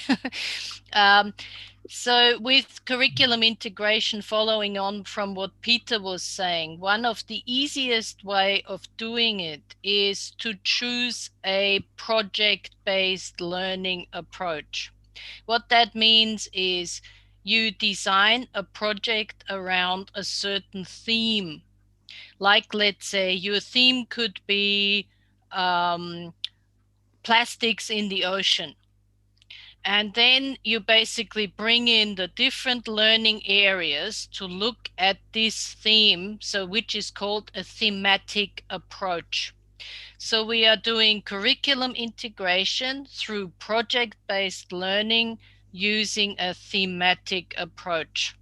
Now that would be the pedagogical way to do it. So I hope that just, in a nutshell, summarizes what I wanted to say. Okay. May I add something to the Peters and Lily's explanation? Okay, No. Lily. All right. Of course she can. Yeah. I will highlight Lily's words about how to integrate many disciplines in STEAM education. So it doesn't need to combine all the subjects in the acronyms anyway. But the important things, so you can, for example, combine engineering and technology, science and technology, or mathematics and arts only. But the important things in this STEAM theory, in the transformative learning theory, is the values. So it doesn't appear in STEM, like Peter mentioned. So even though you just combine two disciplines, but you have to think about what kind of values that you can add in your learning or in your teaching practice. So this is I think the most important point when we are talking about transformative learning and in the context of implementing STEAM education. I think that's all. Thank you. Yeah, thanks, Nani. That's a nice clarification. And I would add something else, which is kind of what I was saying earlier about the inner world and the outer world. You know, as STEM teachers or teachers of science, technology, mathematics, and so on, we are so used to pointing the students at the world outside of themselves, the world out there, and trying to understand that, trying to develop their conceptual knowledge and their practical skills, etc., etc. And we tend to forget about the world inside, you know, the heart, the mind, the body, that they bring with them to the classroom. And so, you know, to remind ourselves that we really need to be educating our students in a holistic sense, not just, as Ken Robinson, a very famous educator, once said, we don't just want to educate the left-hand side of the brain, the analytical side. We want the whole brain and the heart all together to help our students to become more fully human, not just little robotic thinkers who've got a limited amount of disciplinary knowledge. The fact that we've got global crises at the moment is because that's what our education system has been privileging. You know, narrow, specific, disciplinary knowledge. And haven't been given students the values about how to put that into practice and how the dangers associated with it. Okay, thank you, professors. Because we have a limitation of time, we're going to the next questions. Okay, we go to the next questions that to Ibu Nani Mariana from Duhita Safira Wardani. I would like to ask to Ibu Nani, learning before the pandemic in the form of face-to-face and during the pandemic carried out by distance learning is a transformation. This transformation requires teachers to make adjustment to form media and learning strategies. How could the teachers briefly adapt to transformations like this? Ibu Nani, please. Thank you, Paul Haq. Actually, I come across this question in the chat room anyway, and this is a part of a difficult question for me because the participant has different meaning of transformation than what we are talking about today. So, but it's okay. I'll try to answer, and later on, probably my two gurus will be help me to answer this question as well. So, all right. So you define transformation as a process of a changing process from offline or face-to-face learning to online ones, right? And can we define it as a transformation? Is it the same thing about the topic that we are talking about today? So yes, as a teacher, we have to adapt, but you know what? Or during the work with teachers, so I'm working with in-service teachers in PPG in Indonesia, you know it as teacher development programs. So like for professional teacher development programs. So, and what happened in the meeting, meeting after meeting, they are talking about which platform that we can use, what content that we should deliver in this kind of platform, and so on and so forth. What's missing here is again we are stuck with the, you know, like a horse has a eyeglass, you know, like so it's just change the focus of teacher. So they are thinking about, again, the content knowledge and also the methodology, the teaching methodology that they may use during this pandemic. What about the values? And what about the social interaction between students? And what about the awareness of what happened in our society during this pandemic? So these are the values that we should also consider as a teacher during this pandemic, not only in the technical ways and the content that we should deliver in which proper online platform, but also we have to think about what happened to my students during this pandemic in my community, in my village, with so limited access to the technology. So And do they like really being a human by working with only a gadget and all the technologies that they have to use during the learning and teaching process. So yeah, I think we should consider more about what we can transform during this like a limited session during the pandemic. That's the answer from me. Probably Peter and Lily can add some more.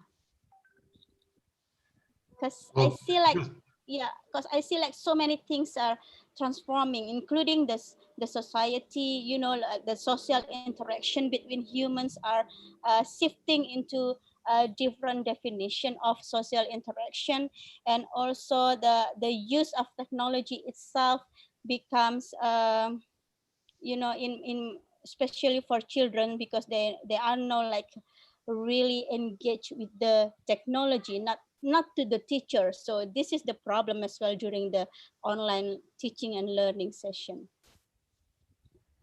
Peter?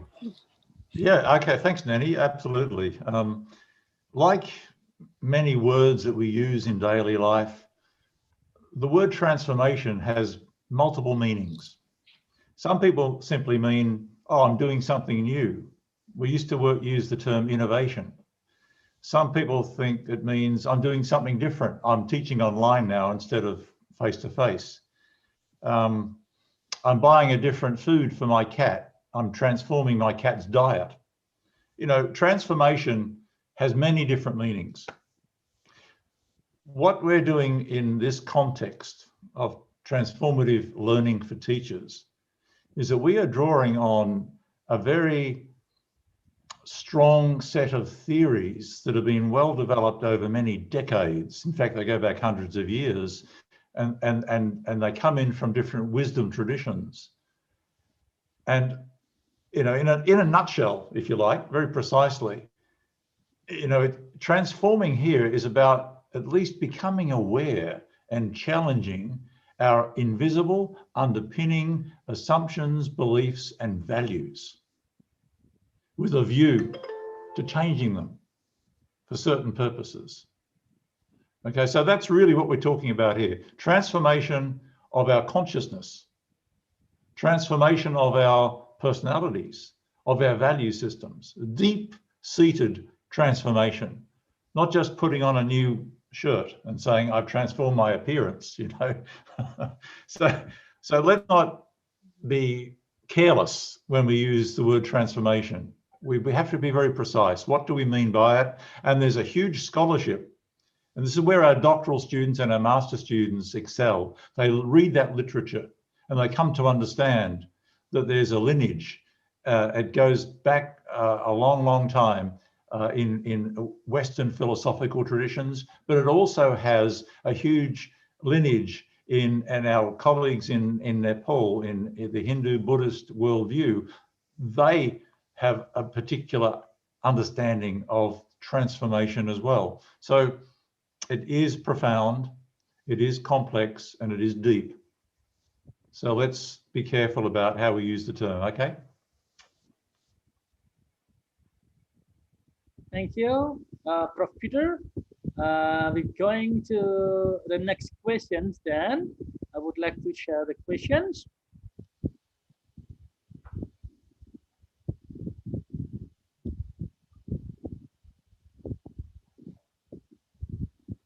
Pak Ulhak? Yes. We have friends from Philippines and Bhutan. Probably they want to ask question live.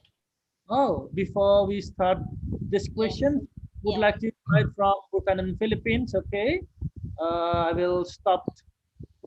Okay, operator, would you like to highlight which are the participants from Bhutan and Philippines? Would you like to raise the hands, please?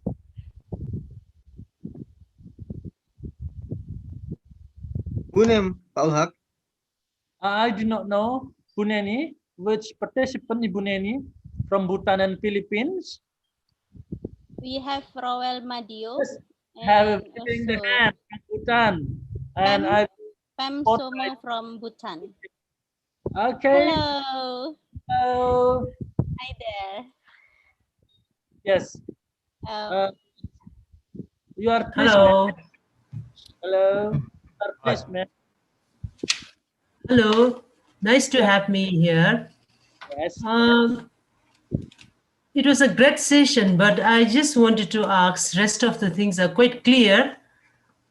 It was quite clearly explained by all our presenters.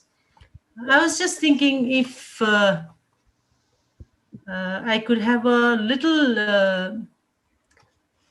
bit about ethical dilemma story pedagogy. Can you hear it? yes. Yes, yes, Yeah. very clearly. Clear. It's clear. Thank you. Yeah. Thank you. Thank you. Thank you. Where's Dr. Lily Lily. gone? Dr. Lily. Haha. Because Dr. Lily, uh, this is the okay. focus of the So PhD thesis. yes, I know. So, what exact? It would help me because I could talk for the whole day about ethical dilemma story pedagogy. So, if you could ask me something very specific, then I'll try to answer. Specifically to your question.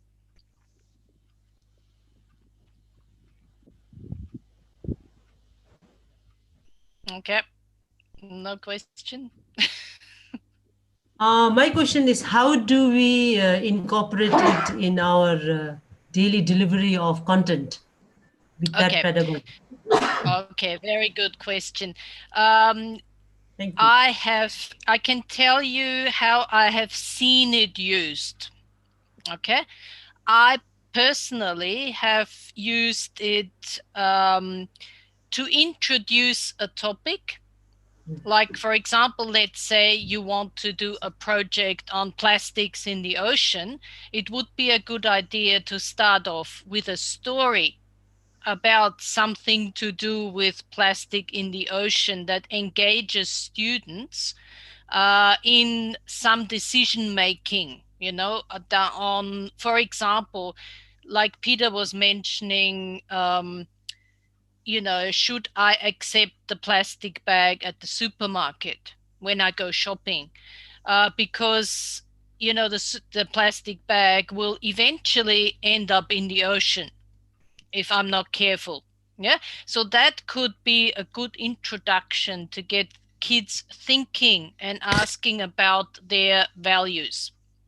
I have seen teachers use it at the end of a project. When the students have already learned, let's say, about plastics in the ocean, to then use a dilemma story to bring it all together. Yeah, and to basically finalize their thinking about, which values are involved when we think about plastic bags in the ocean. I have also seen teachers use it in the middle of a particular topic because it's sort of students got a little bit of information beforehand, then the teacher brought in the story and then continued teaching on the basis of the story. So there is really no limit as to when you want to teach it, depending on the purpose and how it fits. The main thing is that you want to use it to give your students an opportunity to clarify their values and also to think deeply and to make decisions on behalf of the characters in the story.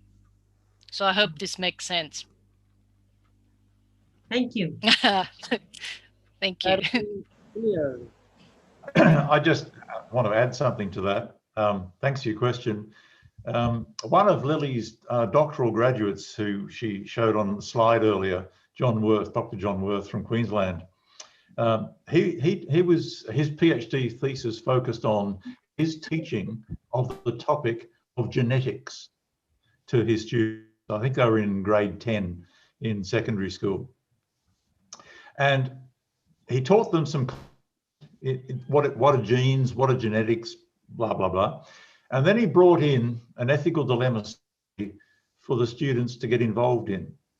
And the story was about a family sitting around a dinner table. And on the table, there is a tomato. Now, what's tomato in Bahasa? Tomat. Nani? Tomat. Okay. So this family had a conversation about should they eat the tomato because the tomato was genetically modified. Okay, came with a label, genetically modified tomato. And in the food industry, our fruit and our vegetables and perhaps rice, sometimes it is being genetically engineered for certain purposes to make it more pest resistant, to make it bigger, maybe not to make it taste better, but these are the two economic imperatives. Last longer and be bigger because everybody likes big things. So here's this big tomato sitting on the table, and around the table, the parents and the children had different viewpoints and they were arguing, you know, no, we shouldn't eat it, said the young girl, because this is not good. It's not natural. What is natural? You know, she had an idea about what is natural. The father said, it's okay. We'll eat it. It's good, nourishing. Somebody else in the family said, oh, I'm not sure. I haven't thought about that. So this opened up a productive discussion. So the children in John's classroom got involved in a very similar conversation in the classroom, and they took on different roles. So it's just like theatre or drama, if you like, from the arts.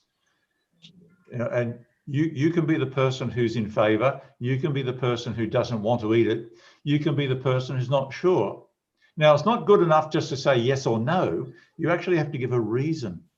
And that reason can expose your prejudices, or it can expose your lack of knowledge of chemistry or biology and so on. So the teacher can then be monitoring this conversation and work out how to help the students to make better decisions based on values of, say, sustainability, based on their knowledge of genetics. So both the discipline knowledge and the transformative capabilities are there for the teacher to continue to develop as he or she is monitoring the student's conversation. That's me done. Thank you. Thank you, Professor. Okay, we're going to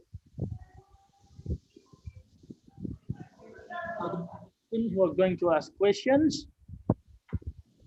Participant for Philippines. Who's participant for the Philippines? Okay, if there is no question, I will share screen to the written question from the chat from the Zoom.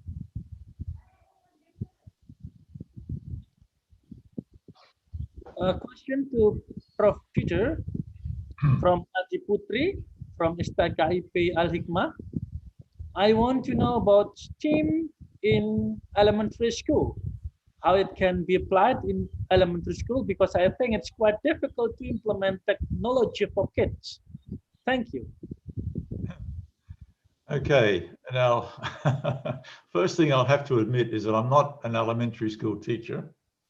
My background is secondary teaching and professional development of teachers. So I'm going to handball this one over to Nani, who is an elementary teacher educator, and also to Lily, who's a primary science educator. Yeah, that's very convenient. Yes. Well, now, the only thing I would like to say, it's actually with technology.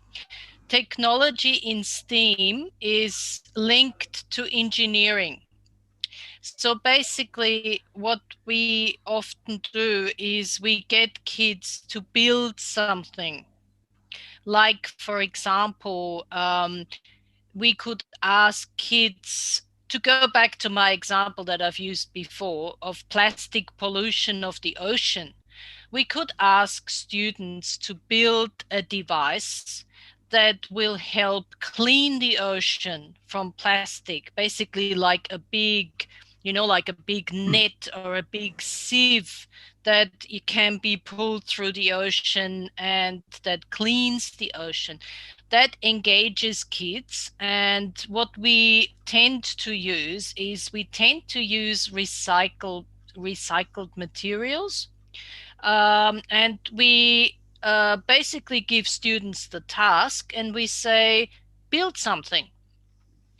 This is called a maker space. So we provide the materials for them, and then they choose the materials what they think might work for their particular project, or their building project.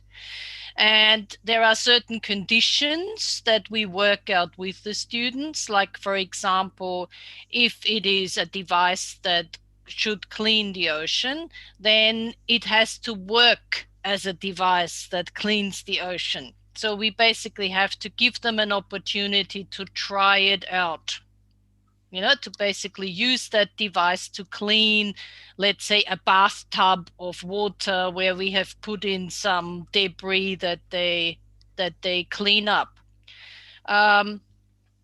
So that could be a way of bringing in technology, getting them to build something that involves design thinking and considering materials. So that's where science comes in, with material science, chemistry, technology and design, and planning, measuring. That's where mathematics comes in.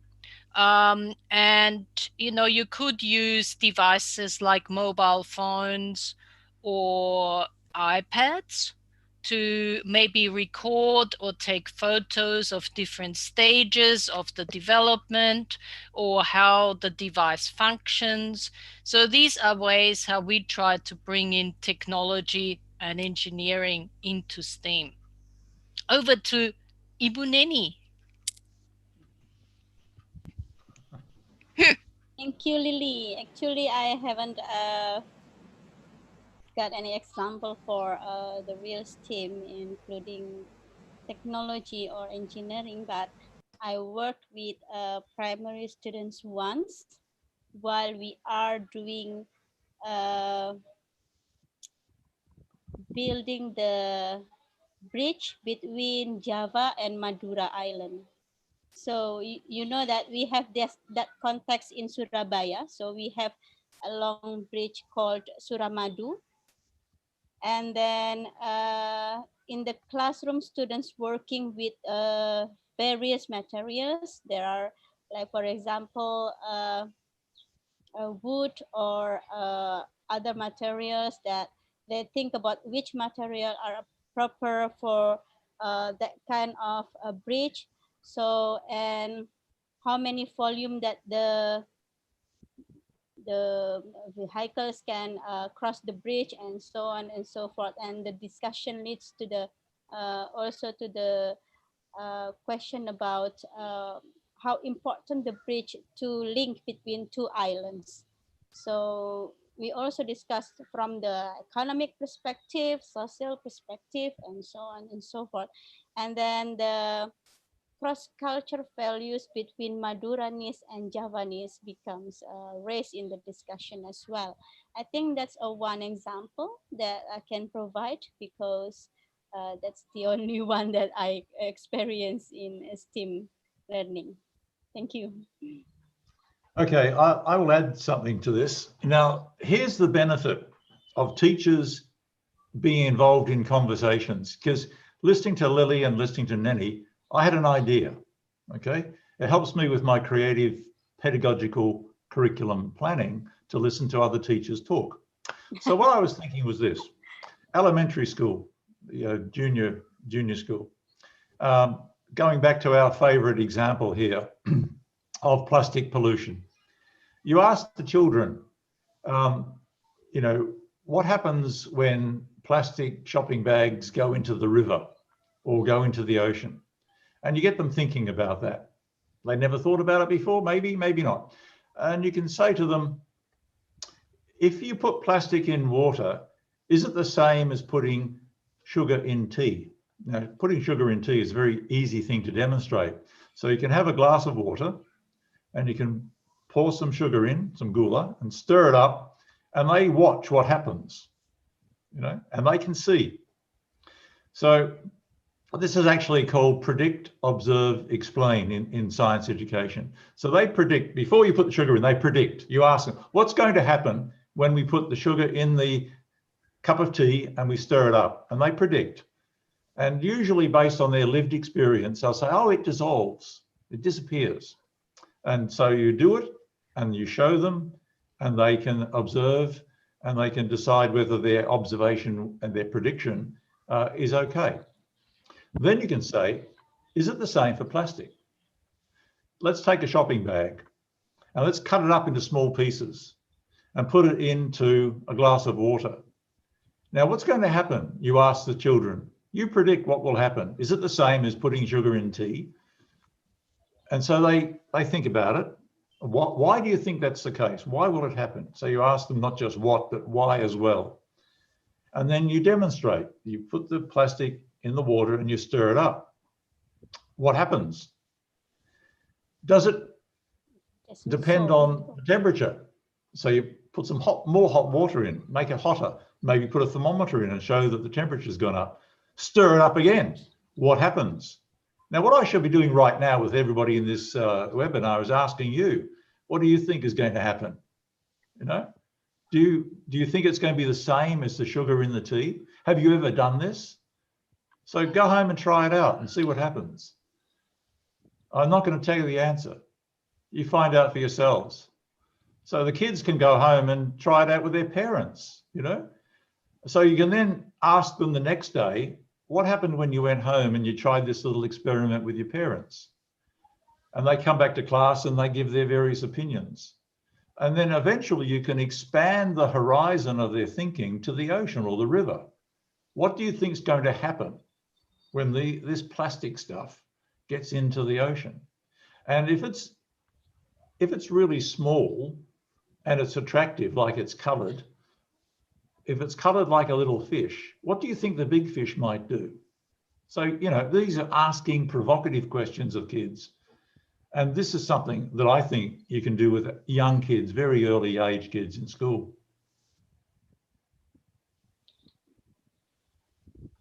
Back to you, the moderator. Oh, thank you. Thank you, Prof. Peter. Very good explanations. Because the committee have given me signal, we have a limitations times. Unfortunately, for all participants who still have any questions, ladies and gentlemen, we finally come to the end part,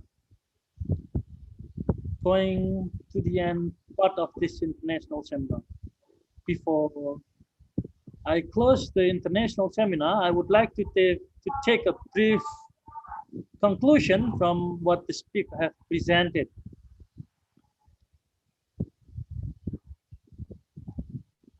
The teachers as a transformative learners. There's a cultural self-learning, learning the self of yours, learning the self of your students, relational learning, learning to connect the self with surrounding, visionary ethical learning, learning the reason why bringing this is essential for the students' learning, learning what values students can learn, practical learning, learning to design valuable critical cultural related what you teach, and critical social learning, learning to criticize the social issues, learning to see the connection between the environment issues with the subject that you teach.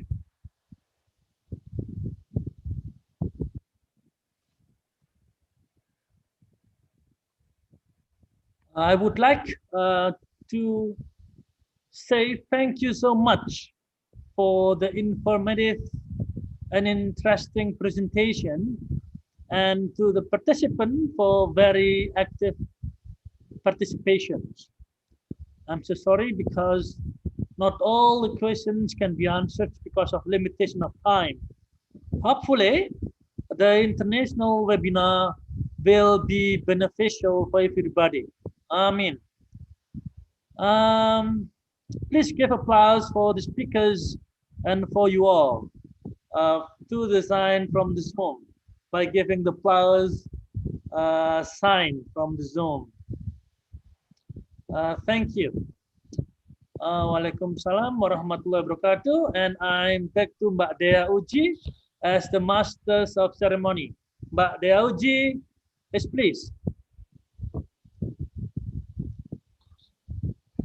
Thank you, Mr. Ulhak, and the Yes. speaker. Okay, once again, thank you very much for the speaker for informative and insightful presentation. Mr. Ulhak, please. And distinguished guests and participants, ladies and gentlemen, we have some inspiring time together in this event. These are the agendas we have presented to you this morning. As we have finished our session, coming up to the last session, we are going to have a closing ceremony. Well, ladies and gentlemen, before we end this great meeting, let us take picture together for documentation. So please open your camera, all participants, also the guests and the speakers.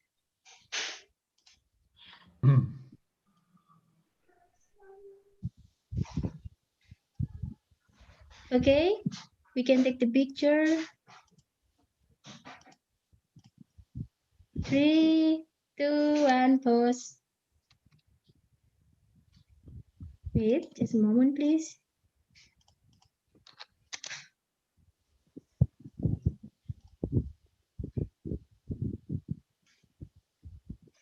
Once more.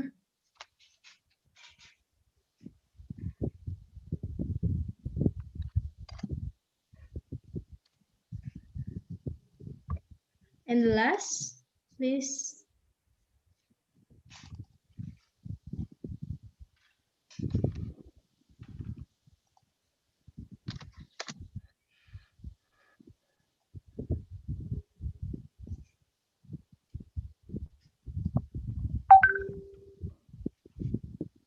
Thank you.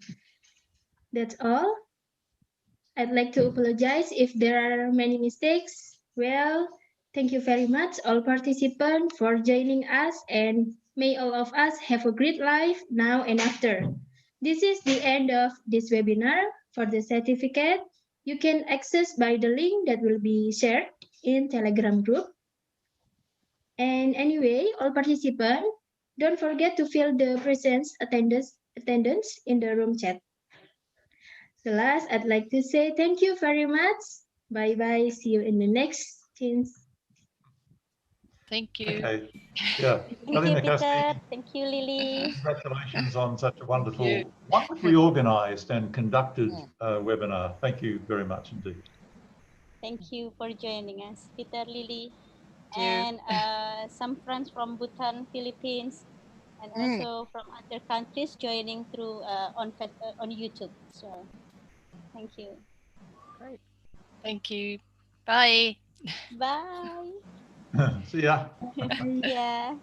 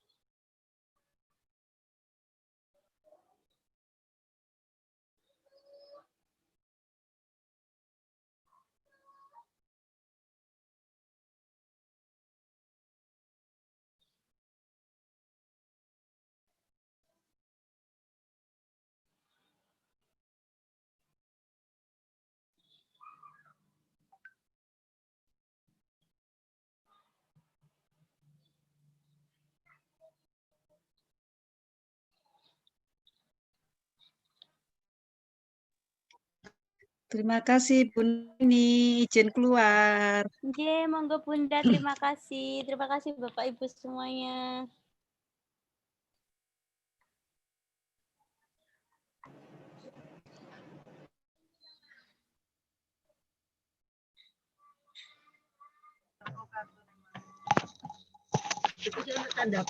Thanks, Mr. Ulhak.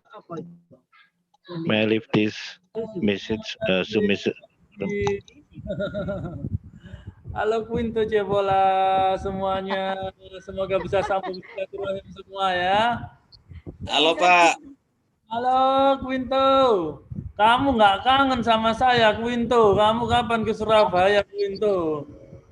Kangen Pak. Bohong, kapan di sini? 2018 kemarin ke sana tapi nggak ketemu sama Bapak. Ah, yang kesini lagi berarti kan nggak ketemu kemarin. Ya nanti tahun depan Pak, insya Allah. Ya, saya tunggu.